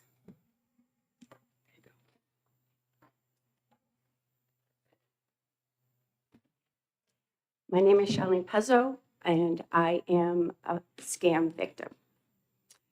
Several years ago, I was on the board of a nonprofit, and our executive director told us that her email had been compromised. Therefore, she was going to be using a temporary email. Well, sure enough, the next day, guess what I get? I get an email from her, and I'm very careful about looking at the from, because I know that designates it could be a scam. But it was a temporary email she told us we were going to have. So she asked me if I would go, because she was teaching a class, if I would go and get 10 iTunes credit cards so she could buy her students could buy software. I trusted her, no problem. Went down and bought them. An hour later, I got another one. Could you please go buy 10 more? So, okay. And I asked her, am I going to get reimbursed? She says, of course, when I get back to the office, we'll reimburse you. Okay. Then a short time later, I get a third email asking for the same thing. by now I'm like, wait a minute, this doesn't sound right. So I did not do that. And sure enough, the next day I get an email from her in a regular email, and she had not asked me to do any iTunes credit cards.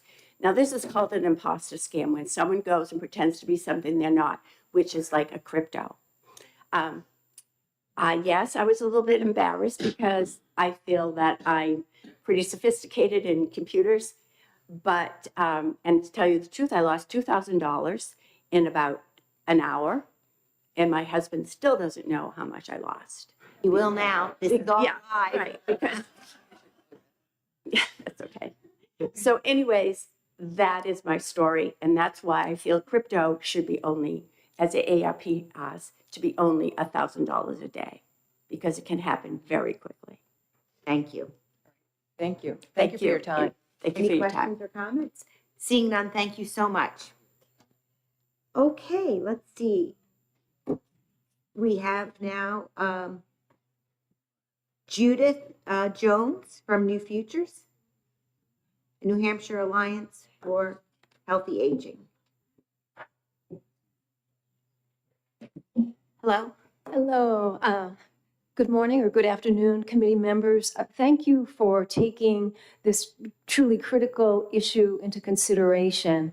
And I'm from New Futures, which is a nonpartisan, nonprofit organization advancing positive policy in New Hampshire, and also the New Hampshire Alliance for Healthy Aging, which represents over 500 organizational and individual stakeholders advancing older adult well-being.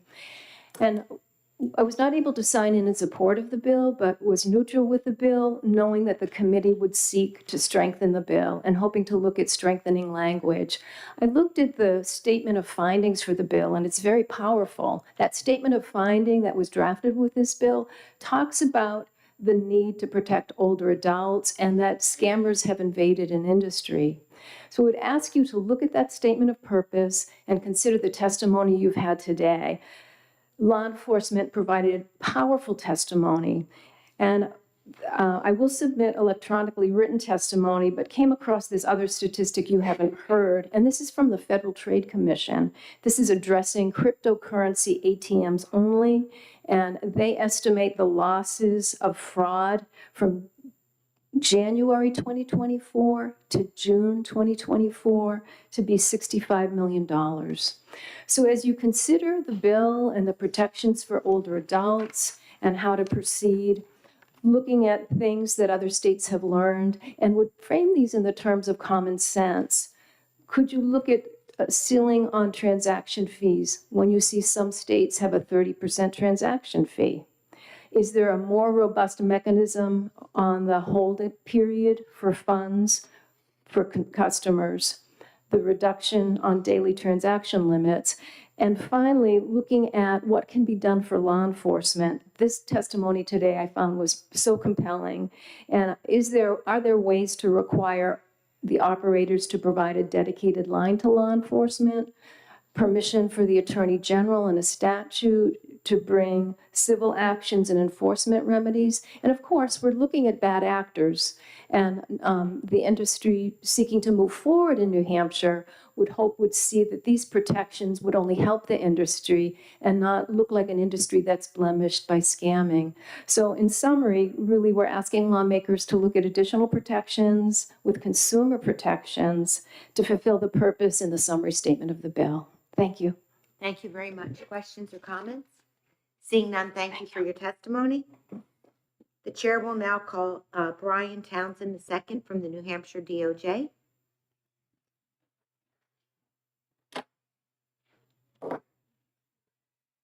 Welcome. Good morning. My name is Brian Townsend II. I'm a Senior Assistant Attorney General with the New Hampshire Department of Justice, and I'm the lead prosecutor for New Hampshire's Elder Abuse and Financial Exploitation Unit. We are housed within the Consumer Protection Bureau at the AG's office. I want to limit my comments today. I don't want to, reiterate what everybody else has said, although we agree with all the statistics that were raised. I want to talk about the placement of this bill under 358A. I do think it would create at least some level of confusion. Although we're speaking in support of the bill, certainly we think that this is a good start. We would ask the committee to review its placement. So the problem with it is that most often when there's an additional industry regulated under 358, it is tucked under a separate subchapter. So you'll see 358A, 358B, and so on. I think the next one is probably 358U. We're almost to the end of the alphabet. But that's for a very specific reason. And when those subchapters are enacted, it makes clear that violations of the subchapter are unfair and deceptive practices under 358A. So this bill, by creating or by placing it under 358A, doesn't make that entirely clear whether violations by operators of the consumer protections that are currently in this bill are unfair and deceptive practices. So I think that would probably make sense to remove it if you were from 358A, to place it in its own subchapter, giving it its own letter, and then referring back to 358A to allow the Consumer Protection Bureau to regulate these as potentially unfair and deceptive business practices.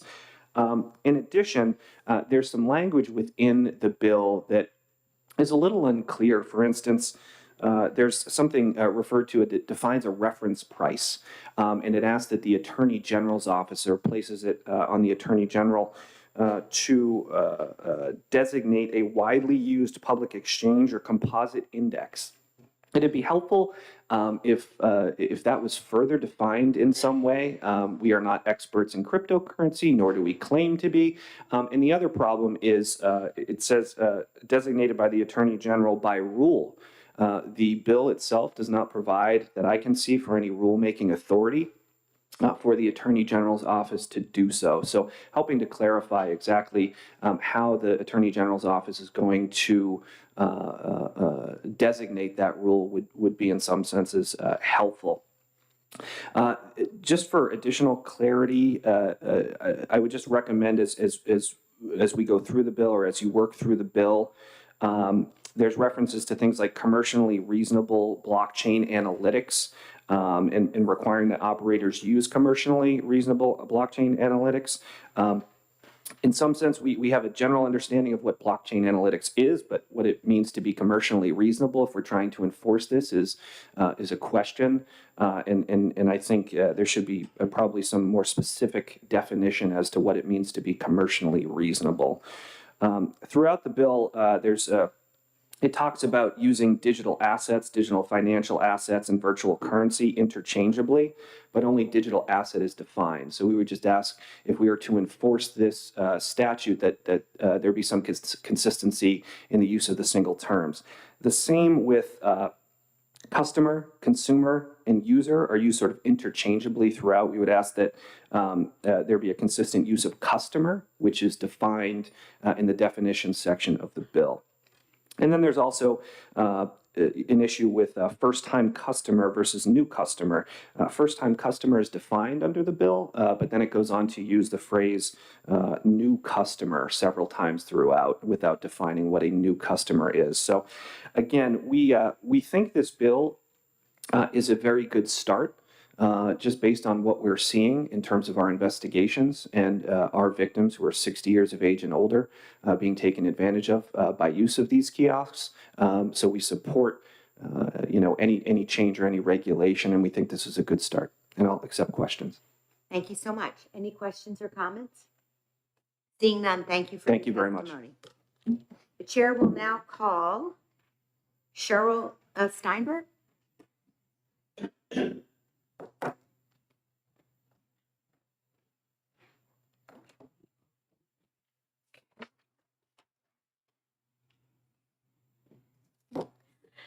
Hello, I'm Cheryl Steinberg. I'm the director of the Justice and Aging Project for New Hampshire Legal Assistance. And the Justice and Aging Project serves persons 60 years of age and older.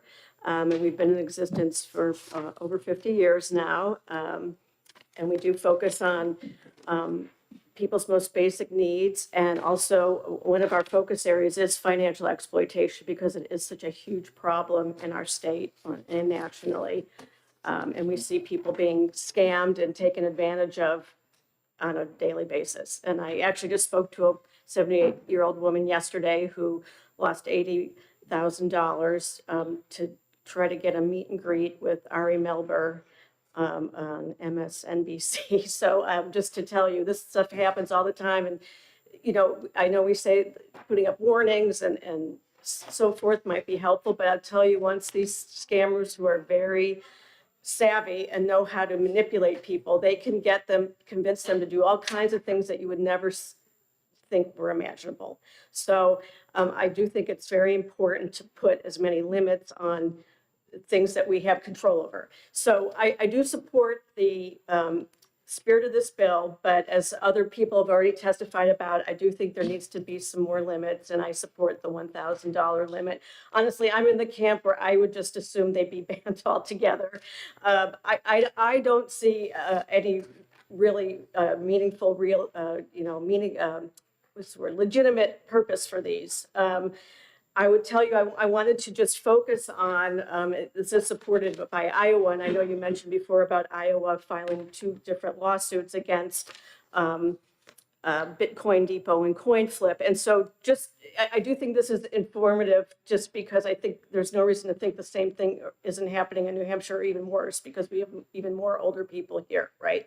So they completed an investigation where they subpoenaed 14 different cryptocurrency companies. They interviewed people that were users of these crypto ATM machines. They looked at other data. And after their whole 3-year investigation was completed, they determined that over $20 million was lost to people that were victims of scams using these ATM machines. I should also say, I think ATMs might be a misnomer because, as you heard, you can only put money in for the most part. You can't get it out. So I don't even know they're really ATM machines. But anyway, so $20 million out of that Bitcoin Depot, over 7 million of it was attributed to Bitcoin Depot ATMs, and 13 million to CoinFlip. And the thing that why I say I don't know about the legitimate purpose of these is that the investigation found that 98% of the money that Iowa residents used, sent through Bitcoin Depot was for fraudulent purposes. 98%, okay, and 94% through CoinFlip.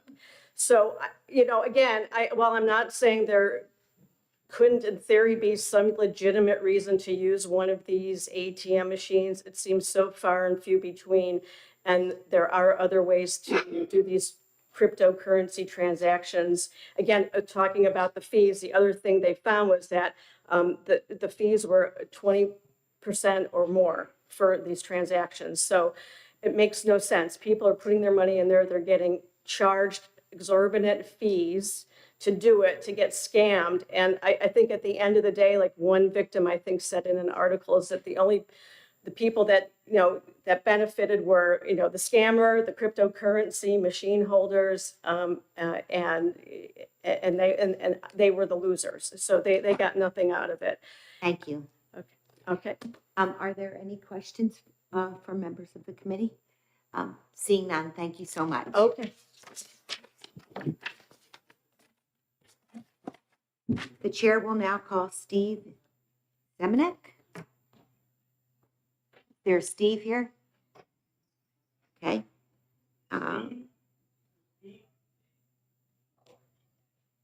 Nope, okay. We will now call Seth and Amelia from the New Hampshire Banking Department.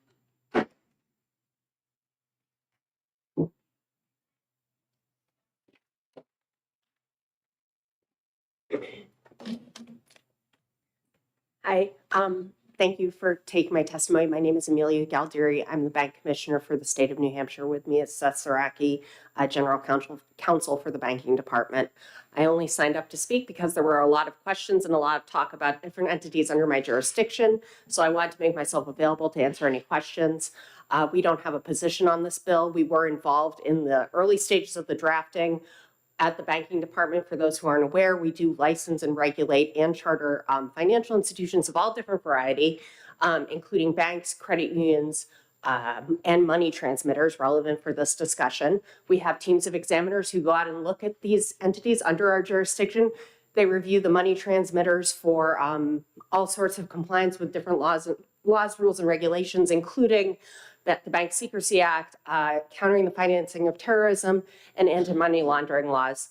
We are also familiar with placing holds on transactions because currently, a few years ago, we worked on a bill with the Bankers Association to give bank tellers the ability, or I should say anyone at a bank who interacts with the consumer, the ability to put a transaction on hold if they're concerned that there might be fraud or duress involved in that transaction. They then provide a notice to the banking department and to DHHS of that transaction. So hopefully it gives the customer time to cool off and the transaction can be undone, hopefully. So I just wanted to make myself available. I'm happy to answer any questions. What Kyle Baker, when he stood up and described the licensing situation, he did accurately describe the licensing situation. Thank you. Senator Murphy. Glad you're here. Can you speak to the practical difference between, say, a Western Union or other money transmitter and a crypto ATM? In terms of the limits, the clawback of the funds, what is the practical difference? Gotcha. So it really depends on the type of transaction for our jurisdiction. So like Mr. Baker said, if you're not transmitting the money, like Western Union, very simplistically, I want to send money to you. I go to Western Union, they send money to you. That's a money transaction in the simplistic sense. In terms of these crypto kiosks, I don't know the business model for all of them because they're exempt from my jurisdiction. So I couldn't speak to the nuances of it, but when they're doing what Mr. Baker described in terms of like, say, pretend that you're the kiosk and I'm the customer.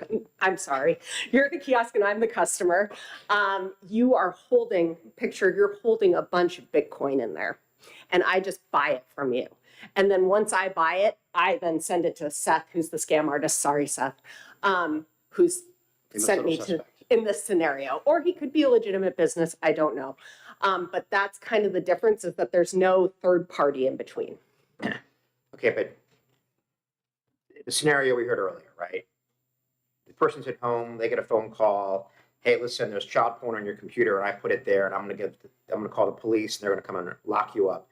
If you don't send me $5,000 right now, I need you to get in your car and drive to Western Union and send it to me right now.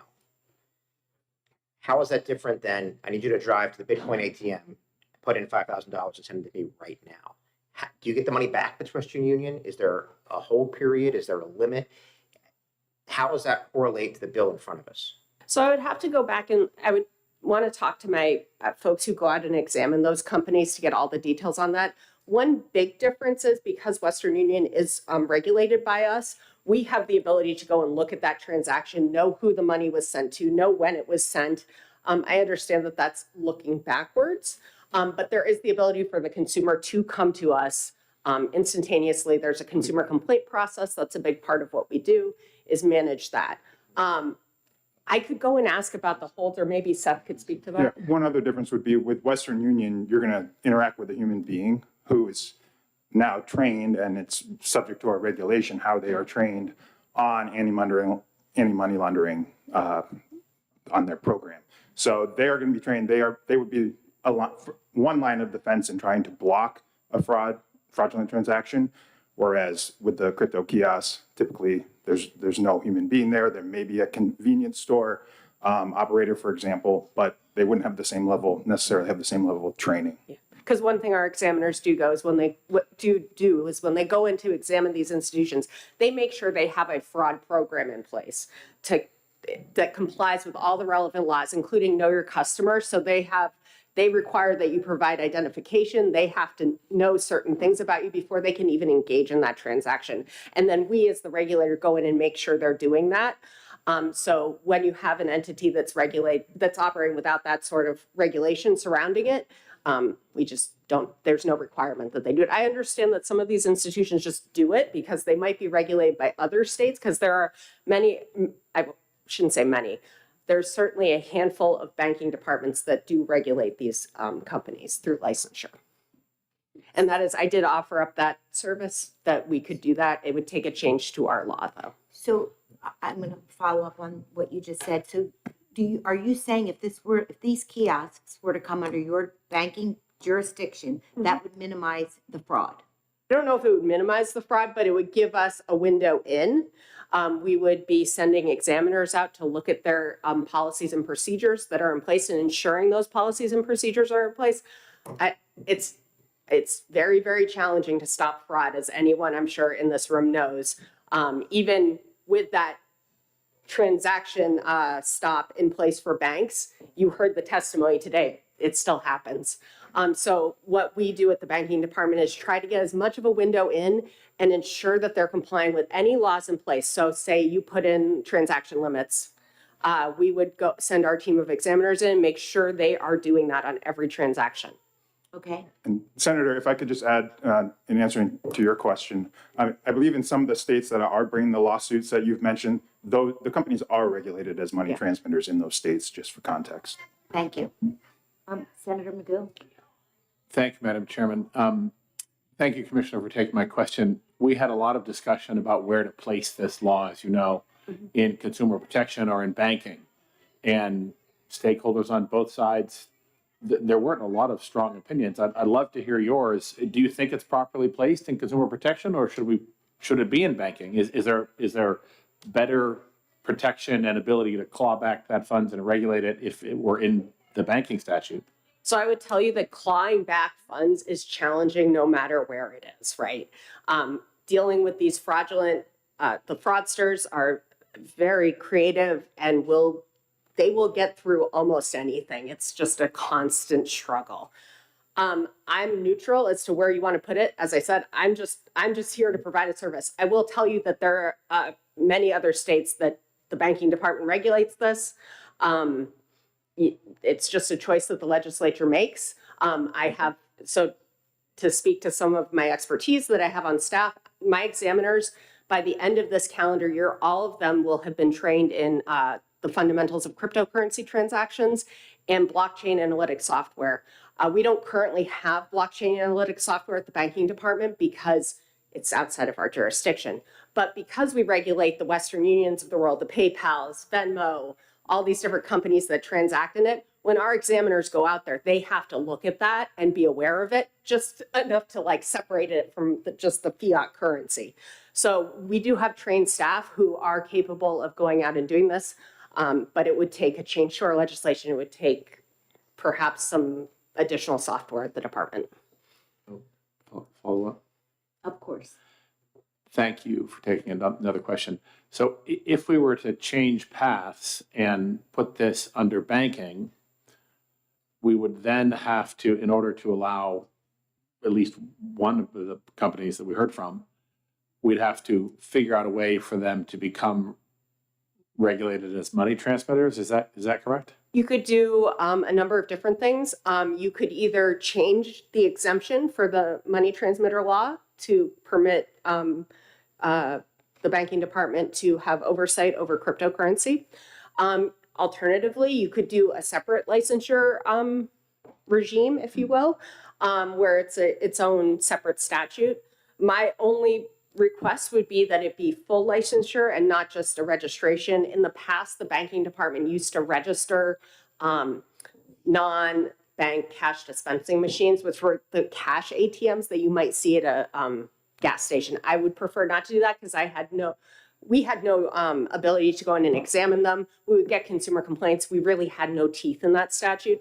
So my request would be, if you want to do this, please give us full licensure so that we can truly provide that service to the state of New Hampshire. Thank you. Anyone else? Seeing none, thank you so much. Thank And you. I will ask if there's any other members of the public that would like to speak on Senate Bill 482. Seeing none, we'll close the hearing and we'll go right into opening the hearing on Senate Bill 496.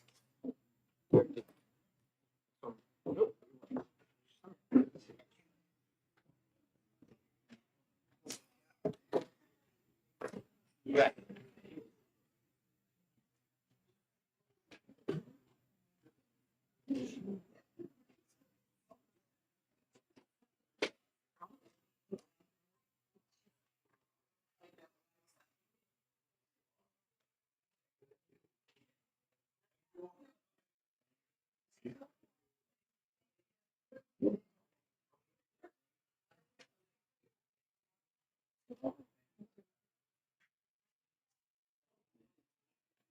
Really?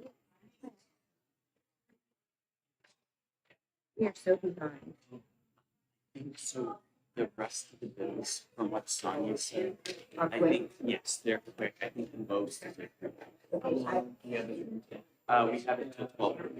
Okay, because we have transportation at one and we're having an executive session, so I hope for the best. I think you're gonna do it. Yeah. Back again. Back again. So sorry that we are an hour and a half behind, And but so grateful for the time and the support on the last bill from everyone that showed up. okay, Are we open? yeah, we're open. Okay. Floor's yours.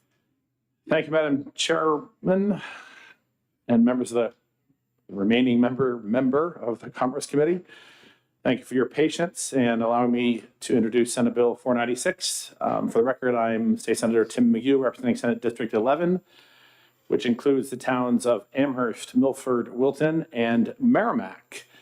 Merrimack is home to a very large financial service provider, one of the larger employers of licensed securities professionals.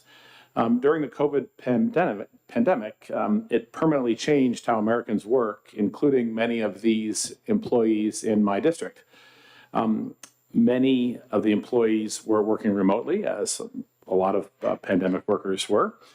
And New Hampshire is one of the few states that has not allowed, has not adopted a simple change in the FINRA regulations, which is a minor modification to the residential supervisory location rule.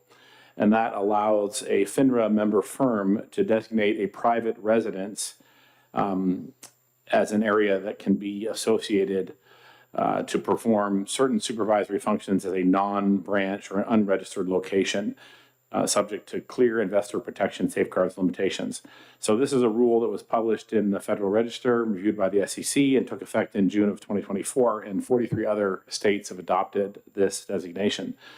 So locally, this is very important to my district, and I was asked to bring it to our attention, and I'll cut myself off there and allow some of the other experts to further explain how this, but in simple terms, this allows folks to continue to work from home without being subject to all of the regulations that a bank or other similar firm, securities firm might be subject to in their homes.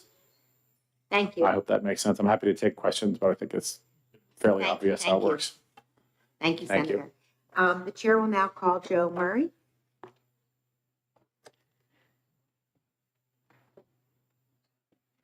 Hello and welcome.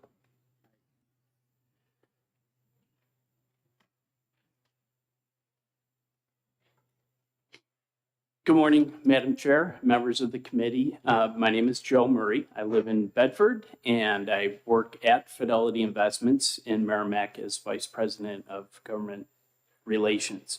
I'm here to voice strong support for this bill, SB 496, and certainly want to thank Senator McHugh and co-sponsors for their support to this point. This bill makes a targeted and important update to state securities law to align with, as the senator mentioned, a FINRA rule, FINRA being the Financial Industry Regulatory Authority under the SEC. The FINRA rule governs so-called residential supervisory locations, or RSLs. So simply put, FINRA adopted this rule about 2 years ago so that certain supervisory functions can be conducted securely and effectively from a private residence and without having to register that home as a branch office of the firm. And this bill will bring New Hampshire into alignment with that standard and with the practices of nearly every other state in the nation. Importantly to Fidelity, this bill is also something that supports modern workforce needs and realities. Nearly all of our employees work in a hybrid manner. From now, for us, that means they're in the office for 1 week with the option of working from home the next. And this bill in specific impacts about 400 of our New Hampshire associates who work in these supervisory roles. So that's a significant number of our employees. I should state that Fidelity in New Hampshire currently employs about 7,400 employees, and just as important, about 1 in 5 Granite Staters have some sort of customer relationship with Fidelity. So this hybrid approach to work that we've employed and which we will be continuing provides benefits to both our employees and the firm. First, it helps us retain these employees, and it helps to expand our hiring pools throughout the state. In addition, this option to work from home serves to improve business continuity and resiliency, which is important to Fidelity, but most importantly, it's critical for our customers. From a compliance and customer protection perspective, this bill does not deregulate supervision. Instead, it modernizes oversight. It allows oversight to catch up to the way things are going now, and it protects investors by requiring documented risk assessment and ongoing state oversight. And finally, I need to say that we've been working with the Securities Bureau and Director Forcier, who's here on this issue, for over a year now, and we really appreciate their collaboration and input along the way on this. So appreciate the time, happy to answer any questions. We just recommend strongly to the committee to take SB 496 and give it an ought to pass recommendation. Thank you for your testimony. Any questions or comments? Seeing none, thank you so much. Thank you. The chair will now call Eric Forcier. Please come forward. It's so nice to see you. Good to see you as well. Thank you, Madam Chair, members of the committee. My name is Eric Forcier. I'm the director of the New Hampshire Bureau of Securities Regulation. And my name is Katie Taylor. I'm a staff attorney with the New Hampshire Bureau of Securities Regulation. We're here to testify in support of the bill. As Joe from Fidelity testified, we've been working very closely with Fidelity, and we are in support of this bill. It will make New Hampshire more uniform with others, and we worked closely with both FINRA and NASA, which is our national organization as well, and essentially we are in support. Thank you. Are there any questions or comments from the committee? Seeing none, thank you very much. And I will ask, are there any members of the public that would like to speak to Senate Bill 496? Come forward. Hi, Nate. Hi, Senator. Sorry, I thought I had signed up to speak, but perhaps I missed the sheet. Nate Grace for the... I'll add you to the sheet. Thank you. Nate Grace for the Business and Industry Association. We support this legislation as well. As you've already heard, that this would modernize oversight and update New Hampshire's oversight to match what happens in basically every other state at this point. Keeps us more competitive. We certainly enjoy a large industry in the financial services. We certainly enjoy a large presence in the financial services industry, and we'd like to maintain that competitive edge that we have. This is something that's very important to make sure that we do. It's something that we've heard both from employers and employees that, who are looking for either hybrid or fully remote work that makes New Hampshire attractive to them and provides new opportunities. So with that, I don't have a lot to add, but I'm happy to answer any questions you may have. Thank you. Any questions or comments? Seeing none, thank you. Thank you. I will ask again, is there any members of the public that would like to speak to Senate Bill 496? Seeing none, we'll close the hearing on 496 and we will open the hearing on Senate Bill 508. Moving right along.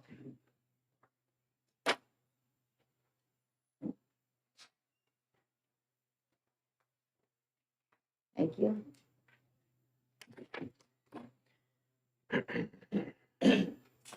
Senator Murphy.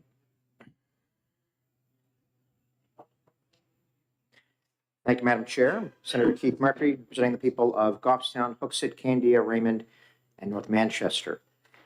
Last year, you will recall, Madam Chair, housing was a major issue for a lot of us. I personally submitted approximately a dozen housing bills. This year, we made a lot of progress last year. We're sort of letting that play out, see how those legislation works, what its impact is. I didn't do a lot with housing this year, but I did put in two very modest bills, and one of them is before you now. We passed Senate Bill 170 last year. It had a number of moving parts. It went to the House, didn't make it through the floor. I believe it died on the table there. The two most, or least, impactful parts, the two least controversial parts, I pulled those back out and put them in separate bills, and this is the first one. In essence, what this bill says is that when an applicant submits plans to a planning office, the planning office gets one bite at the apple. It isn't a matter of sending things out, giving feedback, bringing the feedback in, addressing the feedback, sending it back out for more changes. It can't go back and forth like a tennis ball. The board provides feedback. The applicant addresses the feedback, takes care of those concerns. As long as those concerns are addressed, approval has to be granted. This was, again, language that we passed last year. I hope that we can pass it again. Happy to take any questions. Are there any questions? Seeing none, thank you. Thank you. The chair will call Brody DeShires.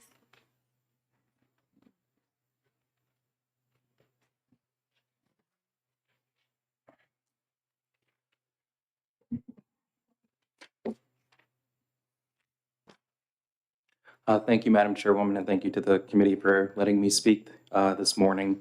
For the record, Brody DeShays, I represent the New Hampshire Municipal Association, and we are opposed to Senate Bill 508 as introduced. So this bill does two things in essence. Section 1 requires that a notice of appeal to the Zoning Board of Adjustments have all grounds for the appeal stated in the initial notice, presumably someone appealing to the Zoning Board of Adjustments who has standing as outlined in existing law, which is on lines 3 through 5 of this bill. NHMA is neutral on this change in law in Section 1, and we see the benefits to the Zoning Board of Adjustments and other interested parties that would be involved receiving what the grounds for appeals is or what is exactly being appealed rather than just an open, we're appealing the previous decision.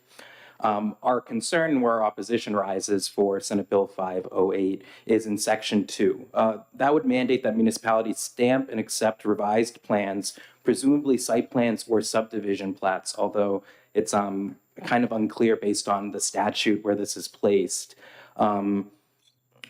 that they would have to accept them within 3 business days of submission. So this nearly identical proposal died in the House last year. Sections of the bill was removed out in committee, and then the new bill that was amended by the House was tabled. Not only is 3 business days not enough notice in time for town employees to fully review the plans and ensure they comply with local site plan or subdivision regulations and other zoning ordinances, but it would force municipalities to accept and stamp site plans or subdivision plats, even if they don't meet the local regulations or zoning. It's also impossible for a planning board to meet the meeting notice requirements under RSA 91-A, the right to know law, should it be necessary for full board review and input, and to allow the applicant an opportunity to present site plans or subdivision plat to the planning board.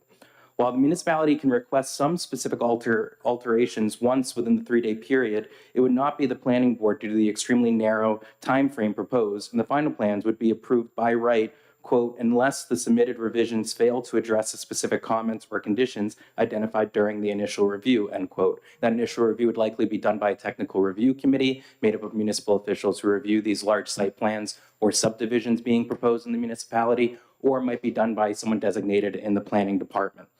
This would mean that if plans meet a municipality's initial requirements but violate others as the plans are changed, there would be no remedy for ensuring compliance. The second section of SB 508 would essentially nullify all site plan and subdivision review regulations done in accordance with RSA 674:35 and RSA 674:43 and 44. Additionally, planning boards are required by law to help applicants get their plans approved, and this can take time and requires the planning board to educate and work with applicants. Additionally, applicants also benefit from being able to have a forum to educate the planning board in public as everyone works together to get finalized site plans or subdivisions plats that meet all the local regulations. So in sum, NHMA would be opposed to SB 508 because of the extreme constraints it would place on the essential nullification of subdivision and site plan review regulations. And I'd be happy to take any questions, Madam Chairwoman. Thank you. Any questions or comments? Senator Fenton? Thank you, Brody. Thank you for being here. The 3 days does scare me too. I run a small business. I know 3 days goes pretty fast when you're on a limited budget and you have not a lot of workforce. That can be difficult. Line 19, the planning board shall not require multiple rounds of revisions beyond those originally requested.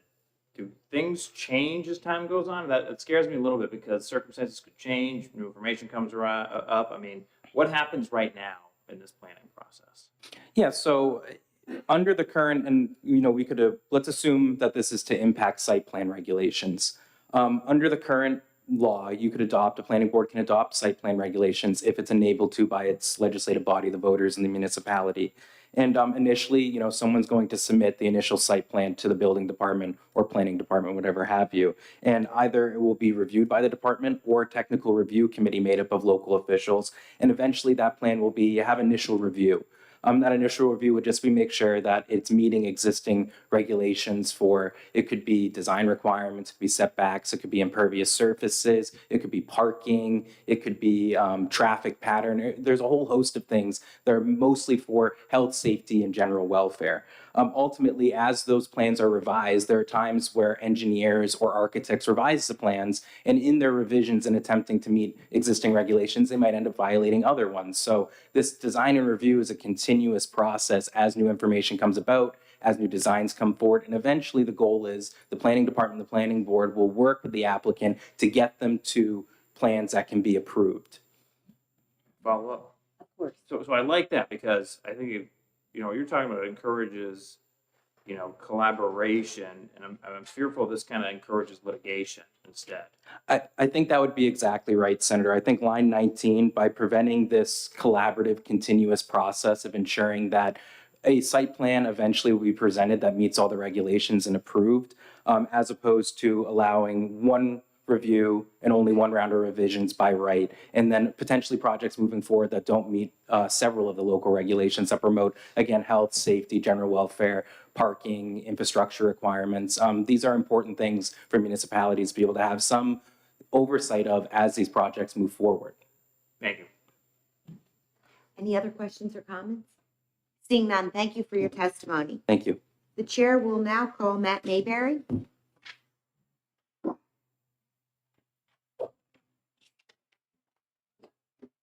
Hi, welcome. Good morning, Chair. Good morning, Senators. I'm Matt Mayberry. I'm the CEO of the New Hampshire Home Builders Association. It's a great day to be in New Hampshire.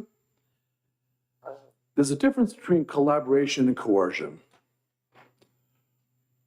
The process, if you're bringing forward your, say, 20 acres that you like to develop, you take your concept and you sit with the planning body. It could be the planning department, it could be someone from the planning board. This is what we're thinking about. What do you like? And what don't you like? And there's that initial casual conversation. When that goes forward, the developer would then come to the TRC, or the Technical Review Committee, which often has people from planning, life safety, water, sewer. All the stakeholders are on the same table looking at the same plan. What ideally should happen, Madam Chair, is that the Technical Review Committee would say, we would like to see a fence here, we would like to see some trees here, a playground over here moved out of the way, the utilities moved back further from the road so it can't be seen from the road. And everyone has that, and they all come to an agreement.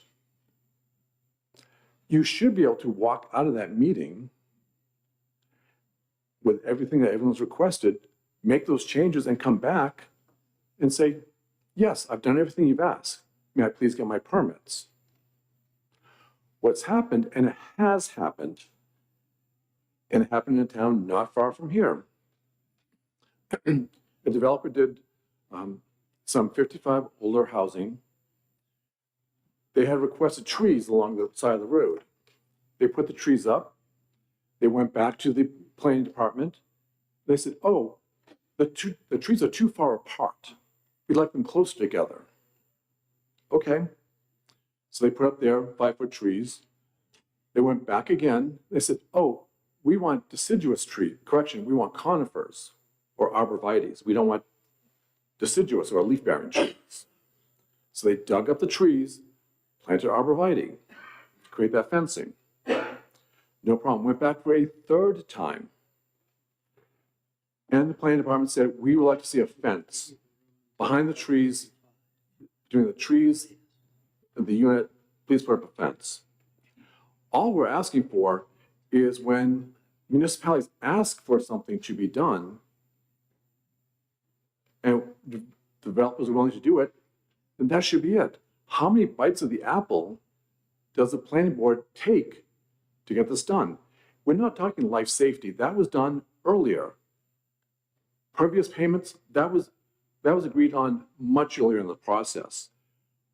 When they don't want to issue certificates of occupancy, they'll drag their feet and carry this on. 3 days, I admit, is aggressive. But if the committee says 10 business days or 2 weeks, what my builders are asking for is just consistency. When we agree to what you've asked for, why do you have to keep changing your mind? Just be one and done. Know your mind. That's a long way of putting it, but any questions? Sorry. Well, hopefully that is a one-off on the trees, but maybe it would be helpful when in the communications that it's in writing. So in that case, they would know exactly what kind of trees and the spacing as opposed to the verbal back and forth. Yes, ma'am. But the way it is now, you could even get it in writing, go back to the planning department, and the planning department could say, we've changed our mind. We know we told you you do deciduous trees, we want conifers. And there's nothing the builder can do but say, okay, I'll go dig them up. Can I get my stuff then? Well, we'll review it then. It's just be one and done, please. Okay, thank you. Thank you, ma'am. Any other questions or comments? All right, seeing none, thank you for your testimony. Thank you. And would anyone else like to speak on Senate Bill 508 from the public? All right, seeing none, we're going to close the hearing for Senate Bill 508, and we are going to open up the hearing for 509.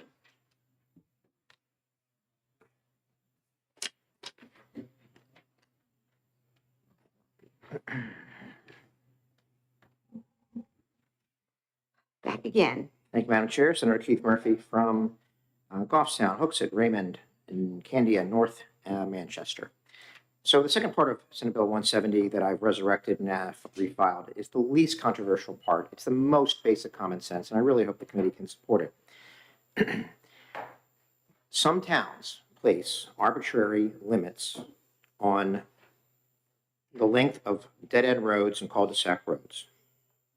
There's no life safety reason to do that. There's really no reason to do that.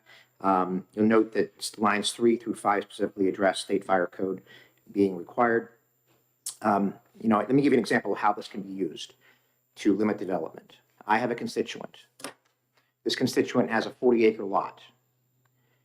He wants to, there's an existing cul-de-sac road that ends at the corner of that lot. He wants to extend that current road, do a loop, and build 18 houses on his 40 acres. That meets the town's lot size requirements, meets all the wetlands ordinances, meets everything. Oh no, the town says, that existing road is already at the maximum length. You can't add to it. You can build one house on your 40 acres. So 17 houses can't be built because of that ordinance. Is that reasonable? Is there any legitimate reason for that? And I don't see one. So that's one example. This can happen around the state, and I would seriously urge that the committee, again, for the second time, pass this language. Thank you, Madam Chair. Are there any questions or comments? I just have one. So you did address the safety issue for fire here, so that's not a consideration. You're saying as long as it's the fire, they can get there with their trucks, that you've corrected that in this language. Yes, ma'am. I did speak to the state fire marshal last year when this bill was filed, and he said that there is made it very clear, there is no maximum dead-end road length as long as the truck has means to turn around. So a loop, a cul-de-sac, anything like that would have no issue. Thank you for the clarification. Thank you. Okay, no other questions? Thank you for the testimony. The chair will now call Brody back up from NHMA.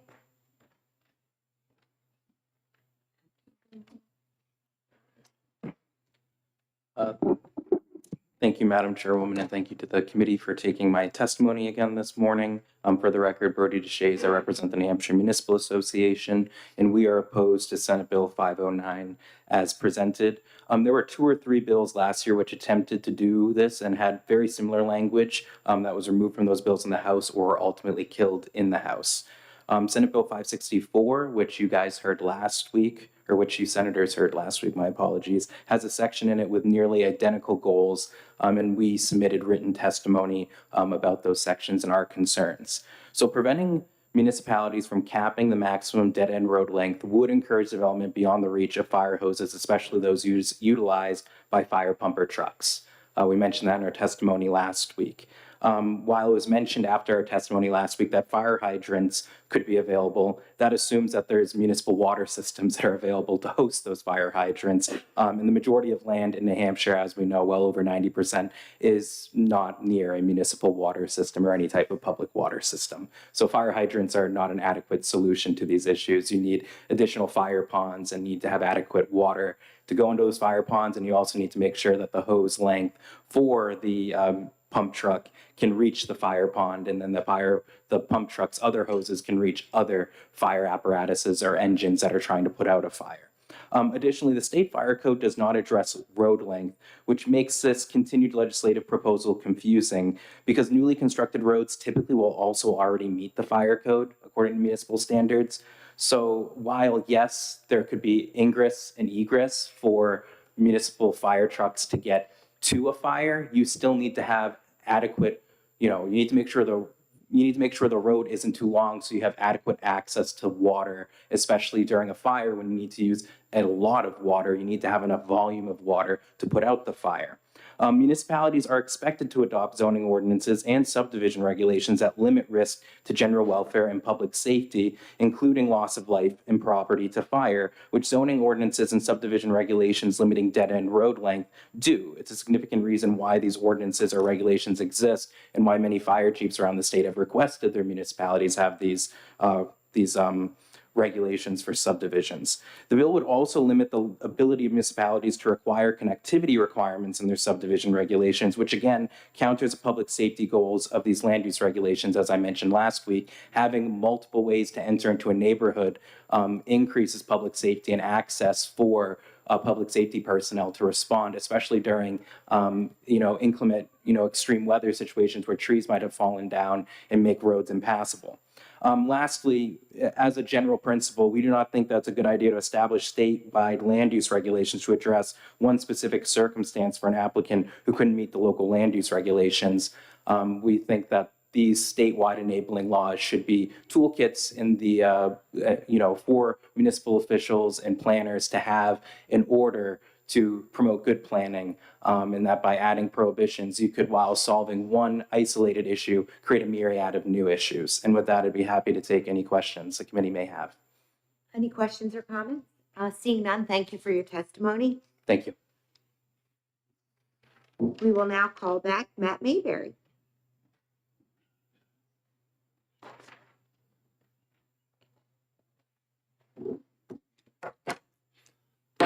Hello, Madam Chair. Hello, Senators. Matt Mayberry, CEO of the New Hampshire Home Builders Association. The war on housing continues once again.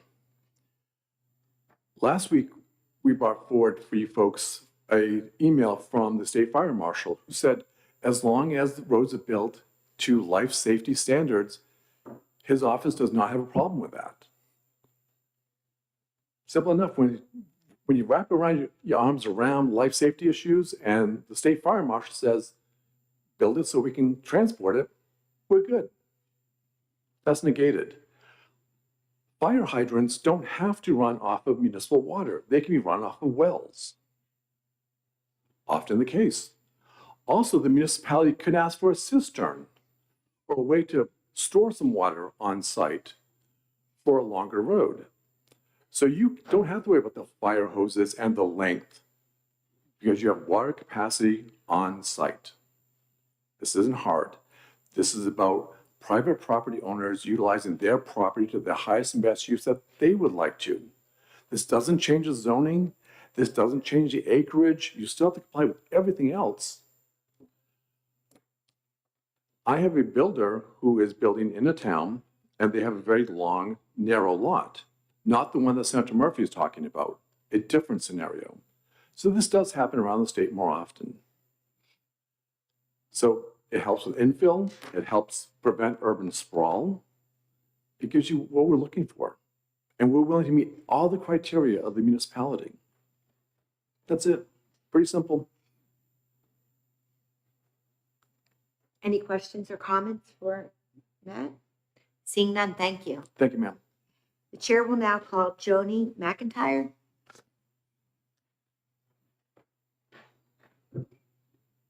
Hi, welcome.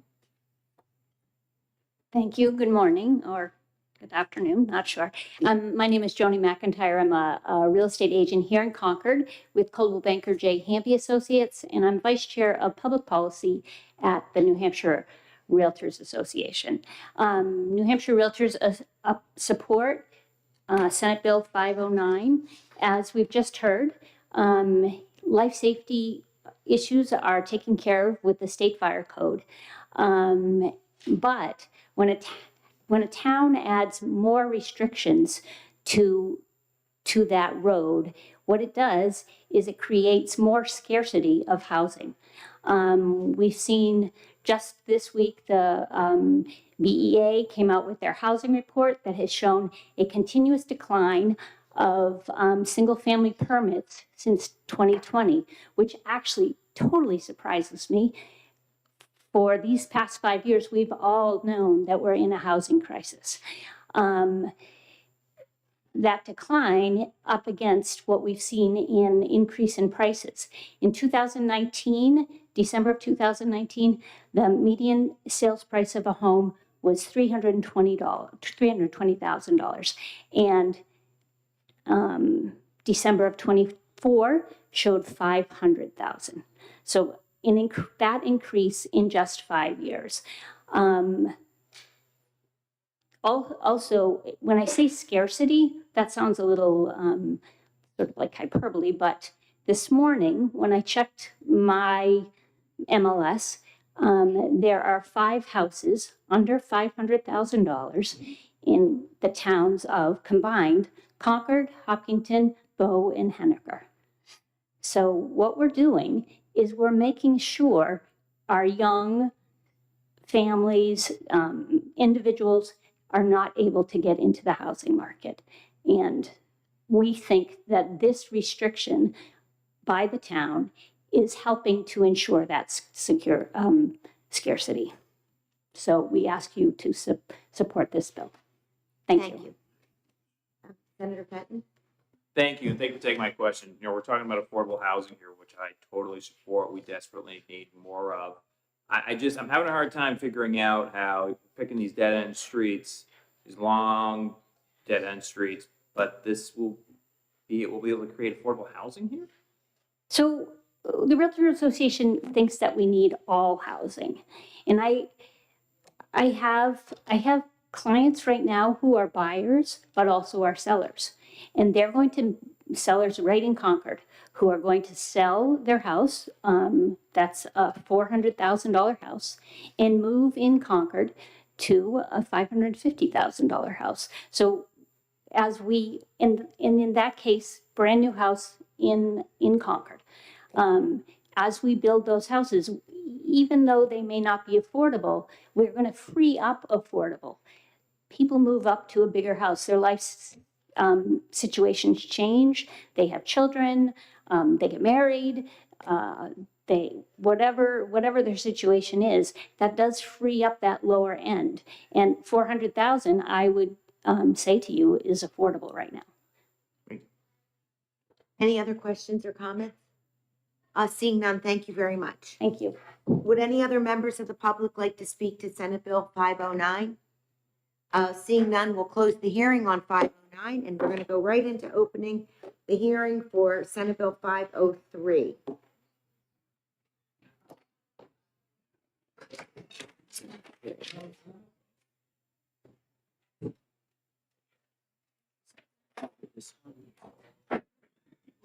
I would say minutes, 2 minutes. I will set the timer so it will go off. Okay.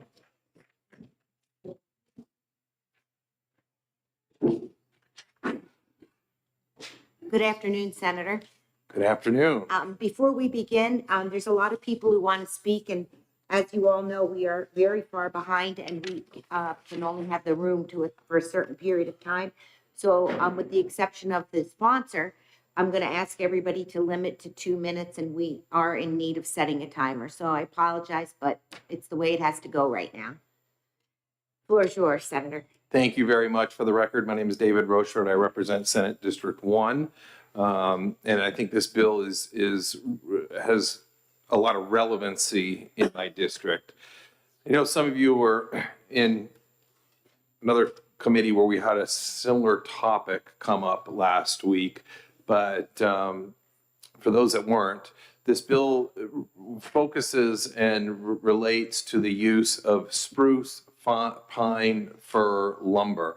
So I'm going to be using the term SPF as I introduce this, which would be the spruce, pine, fir lumber. And I'm also going to be talking about SPFS, which is spruce, pine, fir, south. And we'll get into what that means in a little bit.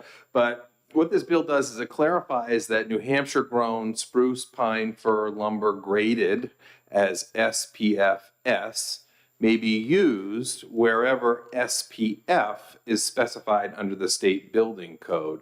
So this really primarily addresses building code, but it affects how our resources here in New Hampshire are used and graded and are available for building.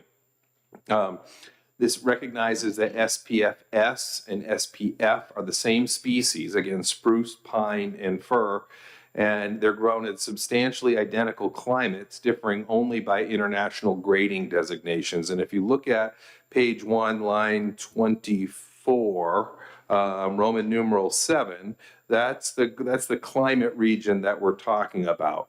So when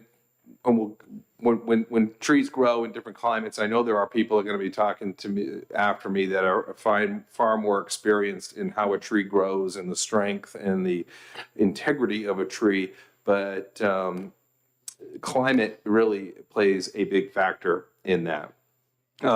This bill maintains all existing safety standards by requiring building inspectors to rely on published design values for the actual lumber used. It preserves full architect and engineer discretion to require higher strength materials where those are needed, and it explicitly allows the use of Canadian graded SPF, but this bill adds options and it doesn't ban anything. So some of the things that we talk about, and we're going to, when a number of years ago, many decades ago, and I think there are people that will be talking about this after me, in the lumber grading world, the line of demarcation for SPF lumber was made at the Canadian border. Anything below the Canadian border was designated at SPFS. And how that plays out practically is New Hampshire lumber is being penalized, not because it's weaker, but because an international label that was tied to a political border. That same spruce, pine, and fir that's grown in Coas County is treated differently when it's called out in business or construction plans than wood grown a few miles north in Canada. And that just makes no sense. I tell people that a tree that's growing in Quaticook, Quebec, doesn't know that it is north of the border, just like the tree growing in Pittsburgh, New Hampshire, doesn't understand it's south of the border. The climate is the same. If you go up there right now, they receive the same amount of snow and the temperature's the same. We talk about, why would we use this? And it goes back to the building standards. And this bill does not weaken building standards. Engineers must still design to publish design values, and architects and engineers can still require stronger materials where safety demands it. And this just comes back to fairness. As I talked about earlier, SPF became dominant because it was standardized early, several decades ago, not, again, based on a political boundary, not because it was a superior product. As this relates to design and ordering, codes, span tables, softwares were built around the SPF for convenience, not because the SPFS was unsafe. Ultimately, this protects the impact here that this bill would have. It would level the playing field for our New Hampshire sawmills. It would level the playing field for our New Hampshire loggers, and as well as timber owners. And furthermore, probably as it relates to many of the conversations you have in this committee, it helps housing affordability.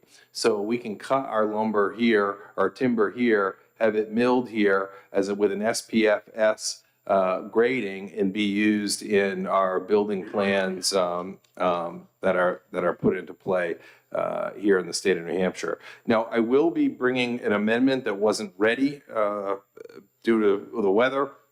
It does a couple of small things. The first thing on page 1, line 17, line 18, is it just adds, even though New Hampshire grown wood from the North Country is of equal type and quality. It also adds on page 2, line 17, architects and structural engineers must also consider and shall provide alternative options of construction using SPFS lumber. There's a new section that will be bringing forth, and what it will say is, for the purposes of state building codes, SPFS lumber harvested and milled in New Hampshire and graded either by a grader permitted under RSA 426 or by an American Lumber Standard Committee accredited agency shall be accepted wherever SPF is specified. And then it goes on, there's a couple of other things that it talks about code. I will have that as soon as that gets ready, and probably as soon as tomorrow. But in all practicality, again, this levels the playing field. This says the spruce, pine, fir grown in our forests within a certain climate zone are of the same quality and of the same integrity, and can be used interchangeably when a building plan calls out for SPF that is found north of the border in Canada. I'm happy to answer any questions, but any technical issues dealing with forestry and building design, I'm going to leave that for the folks that are going to come after me. Go right ahead. Thank you, Senator. I've learned a lot about wood today. Would New Hampshire be deviating from other New England states with this? Do other New England states follow this, and we're gonna be the only one that jumps out of the boat? Yes and no. It would allow, so what it would do is it will allow just in the climate zone that is on our Canadian border. It's not going to open the door up for southern pine and trees growing in Tennessee, but just that Canadian border that shares the climate zone in Canada, it would allow us to make the designation that SPFS is the same as SPF. I believe, and other people can attest to this, but I believe it's different. We would be setting a new standard for, or making a stand, if you will, to say our trees are just as strong as the trees located 100 yards north of the border. In fact, if you look at the map, many places in Maine are latitudinally north of New Hampshire, and they're handicapped as well by this designation. Thank you. Senator Reardon, do you have a question? Yes, thank you, Madam Chair. Thank you, Senator, for taking my question. I think I learned a lot about SPF last week in ED&A. Can you, and I don't have that file in front of me, are these bills different? They are a little different, yes. I mean, this is a more comprehensive bill in that it really, when we were in ED&A last week, I alluded to this bill in that it specifically calls out climate zones, which is really, I think, valuable. The EDA bill, the bill in ED&A is speaks to when we build state-funded projects in New Hampshire that a preference shall be given to SPFS when it's possible. So they're the same but different. They're both valuable. They're both needed, but they handle the topic on two different directions. Any other questions or comments? Seeing none, thank you for your testimony. Thank you very much. The chair will now call David Creshman. Hope I said that right. Very good. Thank you. Madam Chair and distinguished members of the committee, my name is David Kretschmann. I'm the president of the American Lumber Standard Committee, which is a nonprofit 501c3 accreditation body that accredits all the lumber producers in the country. We're operating under the Department of Commerce PS20. So you'll hear some of that interspersed with conversations about this. We accredit 16 softwood lumber mills, agencies overseas as well, and we also have 845 sawmills we're actually going in and visiting. I'd like to thank you for giving me the opportunity to testify. Unfortunately, with this limited time, I'm going to have to, I sent along a 3-page letter, which all of you have, and I'm going to try and summarize our main points. First, the American Lumber Standard Committee is a system that works to implement and enforce a system. I want to emphasize this as a system. And you can't, that can be less effective or entirely fail if jurisdictionally individual locations decide to deviate from that. Legislatively changing certain properties and design values can result in a negative impact and also affect, safety as you're building the product. Second, while the names and acronyms of SPF and SPF South are going to be talked about a great deal today, I want to emphasize they are different. They are very different groupings, or commercial groupings. SPF South and FPF have different species within that group. There's been a decision to combine this as a commodity product across all of Canada and across all of the US. And when you do testing to develop those design values, they have different design values because of that grouping. Third, this bill sets a distinction between New Hampshire produced SPF South and SPF South produced in other locations. Now you're going to find that I would think code officials are going to have a hard time understanding which mills are producing SPF South in New Hampshire and which mills are producing it in other locations. And those other locations are in spots where that design value is much more critical than here in New Hampshire. And fourth and finally, we already have flexibility in our system to allow for the production of material with a design value that is an equivalent of SPF, it's mechanically rated lumber. And that would allow you to take advantage of the location of your material here in New Hampshire. I'm so sorry to interrupt you, but it was at 2 minutes and I do apologize. We will read your testimony. If you want to take a second to wrap up, that's fine. All right, well, I was done, actually. Oh, perfect. Then. Good. I tried to get it cut down to 2 minutes, Okay. although it was supposed to be 3. I'll take any of your questions. I really appreciate the opportunity to testify here. And I have an awful lot of knowledge and expertise in this matter, so you should take advantage of me while I'm here. Thank you. Yeah, go right ahead. Thank you, and thank you for taking my question. My concern is, we have conformity right now, we have international standards, we have multi-state standards that all follow this guidelines, but now New Hampshire's pulling out of it. Is that gonna cause some confusion between out-of-state builders and, the Building Code Review Board, things like that, or do you think everything's gonna be okey-dokey? Well, that's why I'm here. I don't think this is necessarily a wise move to do this. Again, there's an avenue that exists to produce material. If your concern is that your products in this zone don't have a design value equivalent to SPF, you can produce material that has those similar design values with the mechanically graded lumber option, which is already part of our system. But by stepping out away from this commodity product that everybody's selling SPF South across the northern part of the US, you are introducing a product that will go into a building that may have different design values and density associated with it than other locations.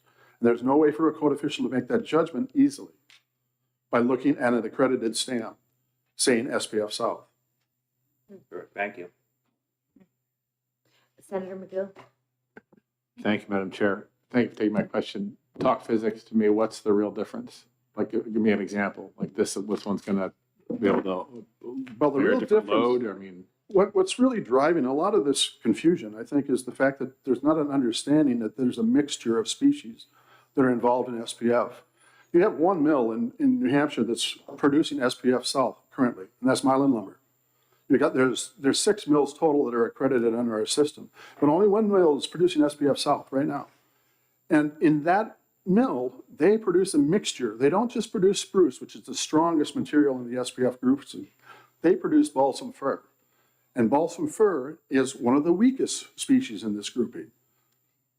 And by messing around with the specific gravity and the design values of those species groupings, you're playing with fire, in my estimation. Because the thing that's not being recognized by people that make the argument, well, it's just across the border. Why aren't they the same? It's a bigger issue than that because it's a commodity product across all of Canada, across all of the US.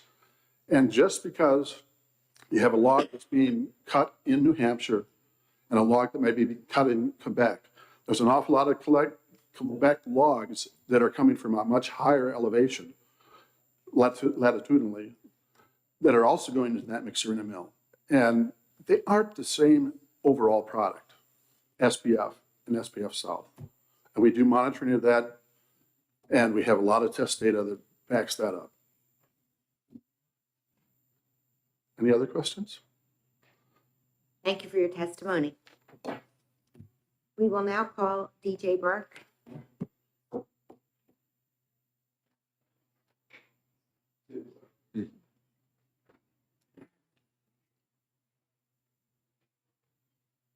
Okay, we'll call Philip Sherman.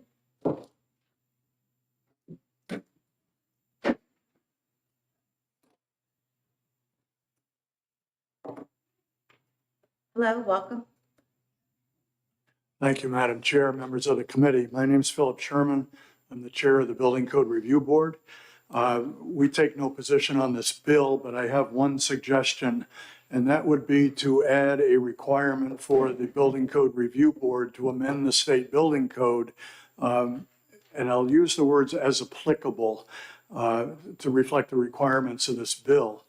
What this does would be essentially to pre-ratify the bill and allow us to do an amendment reflecting the parts of the bill that affect the state building code without having to wait essentially another year to get that amendment ratified and having a discontinuity.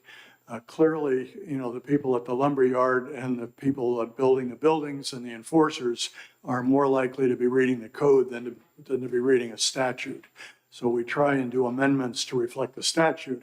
And all this would do would be to essentially say, do what you told us to do.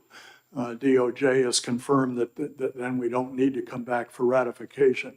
The reason I'll use the word applicable or something to that effect is that parts of this bill are not, don't impact the code. They impact other people, graders and so forth. And it's not totally clear the way the bill stands in talking to some of our people, what parts of it need to come into the code so people understand it from that perspective. So it would let us deal with it as that plays out, as well as with any changes that come to the bill. That's all I have to say, and happy to discuss if necessary.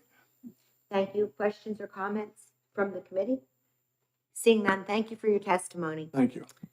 We will now call Daniel Martell.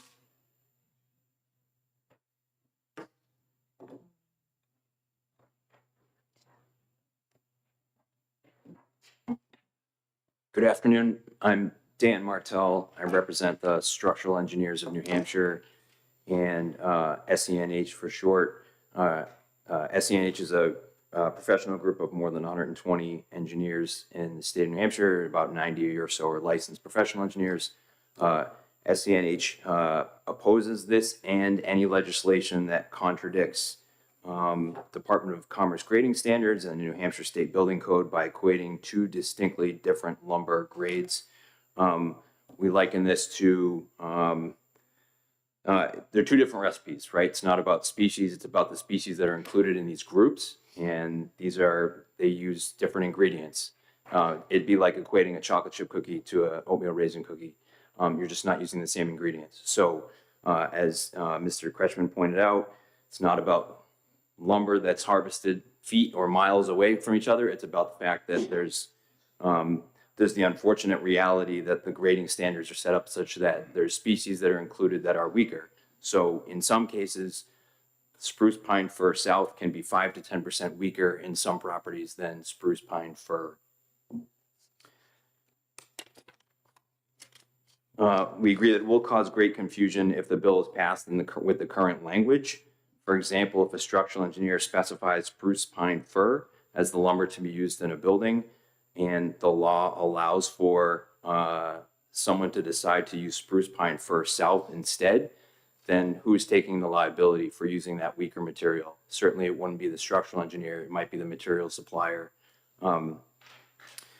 So again, they're not the same. Equating them is technically incorrect. We oppose the legislation as it's currently written. We understand this is an important topic that's been pursued for quite a while. There are other paths, as Phil Sherman pointed out. There's possibility to improve the likelihood that spruce pine fir south is utilized by amending the New Hampshire State Building Code. There's opportunities to market the products better. There's opportunities to promote the use of it with structural engineers. So we request that we have the time to work collaboratively on that. Thank you. Thank you. Good timing. Any questions or comments? Seeing none, thank you very much for your testimony. Thank you. We will now call, it looks like Lily Byers, maybe? Okay, good.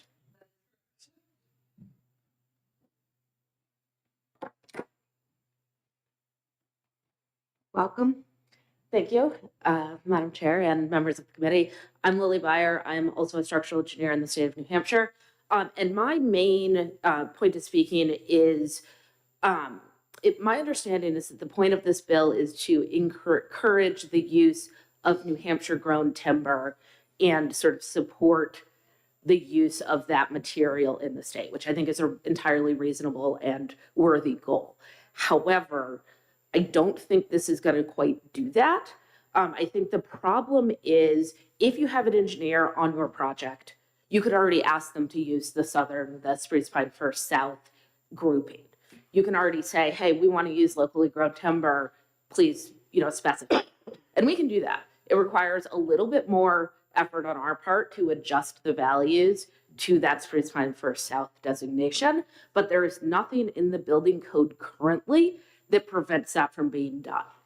Where it becomes a little trickier is if you're a home builder and you're not hiring a structural engineer and you're using the residential code to sort of pick the sizes of your framing in your building. In that case, the tables that you're picking out of are based on spruce pine fir because that was the common material at the time that those tables were put together. So that's where it's more difficult to select that spruce pine fir south material. However, there are support for using that. The industry standards, the manufacturers, they all have numbers that set tables that say, all right, if you're using a spruce pine fir south 2x4 or 2x8 or 2x12, this is how long it needs to go for your house. And so it's not necessarily, and encouraging that use makes a lot of sense, but I think going back to what other folks have said, trying to get out of the international standard that exists for lumber is going to be really tricky for everybody involved. Because if you're going into, you're the building inspector, you're going into a building to try to make sure that it's built correctly, and you see a stamp that says Spruce Pine Fir South, you don't necessarily know where that lumber came from. So I think that's my main concern here. Thank you. Any questions or comments? Seeing none, thank you very much. Thank you. So, and now we have Jason Stock.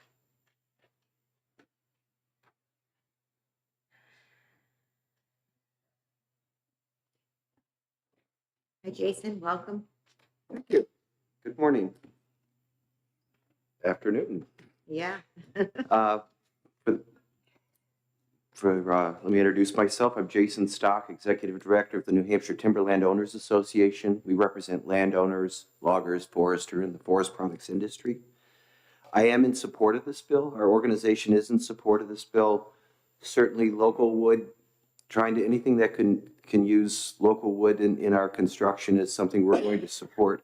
And we think the bill's proposal for a latitude is really common sense. And I think the sponsor did a good job at kind of laying out the fact that a tree grown in Pittsburgh and one in Coettacook, a spruce pine fir in either border are essentially the same tree. And in fact, when you look at a map, there are many parts of Maine that are well north of Coettacook or even Montreal. So I think the idea of a latitude makes a lot of sense. And I think this bill does a good job at suggesting to the American Lumber Standards Committee that perhaps they should really start looking at that and not a political boundary that kind of zigs and zags when you get here in the East. The other piece that I did want to point out is that, on page 2, lines, it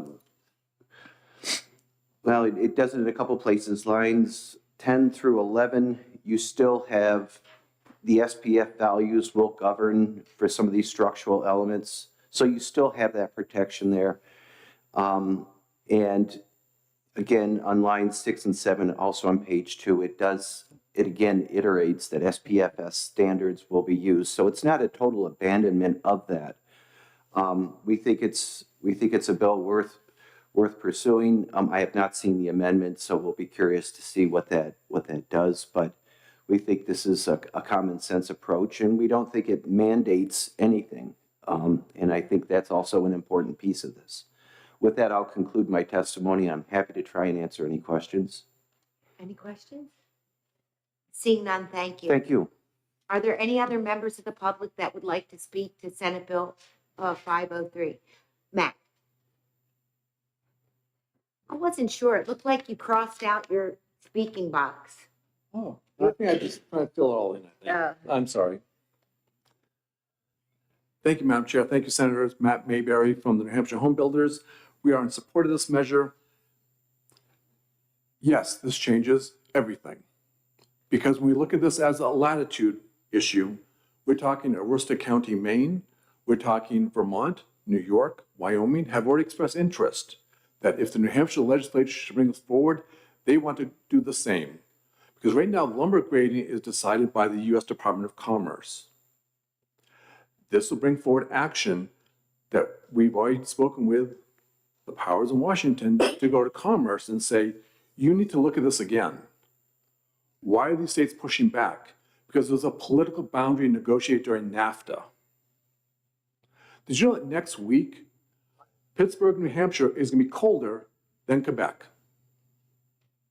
I say, but it's different species.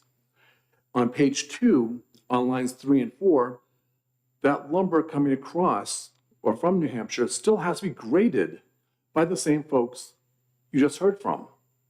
Has to be done. On page 2, line 17, the amendment's going to say architects and structural engineers must also consider and provide an alternative for SPFS.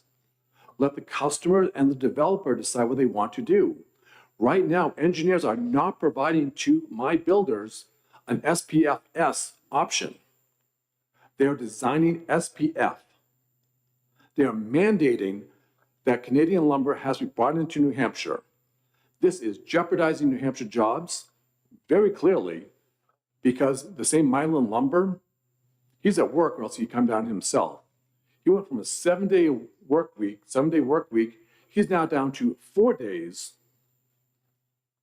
And we have 2 lumber yards who've said they're going to stop carrying SPFS because it's confusing. They feel bad, and I get that. But this is putting New Hampshire jobs on the line. It's real clear, real simple. The 42 degrees north is right around Madison Tamworth. So Madison Tamworth North, same as Quebec. Please. Thank you, Senators. And I'll take any questions. Seeing none, thank you for your testimony. Are there any Thank other you. members of the public that would like to speak on Senate Bill 503? Seeing none, we'll close the hearing on 503, and we will, then I'll open it and close it. Okay. All right, so we are going to we'll open the hearing on Senate Bill 562, and due to the lack of time, we're going to recess it to 9:45 next Tuesday, which is February 3rd. And I would like a motion to adjourn. All those in favor? Aye.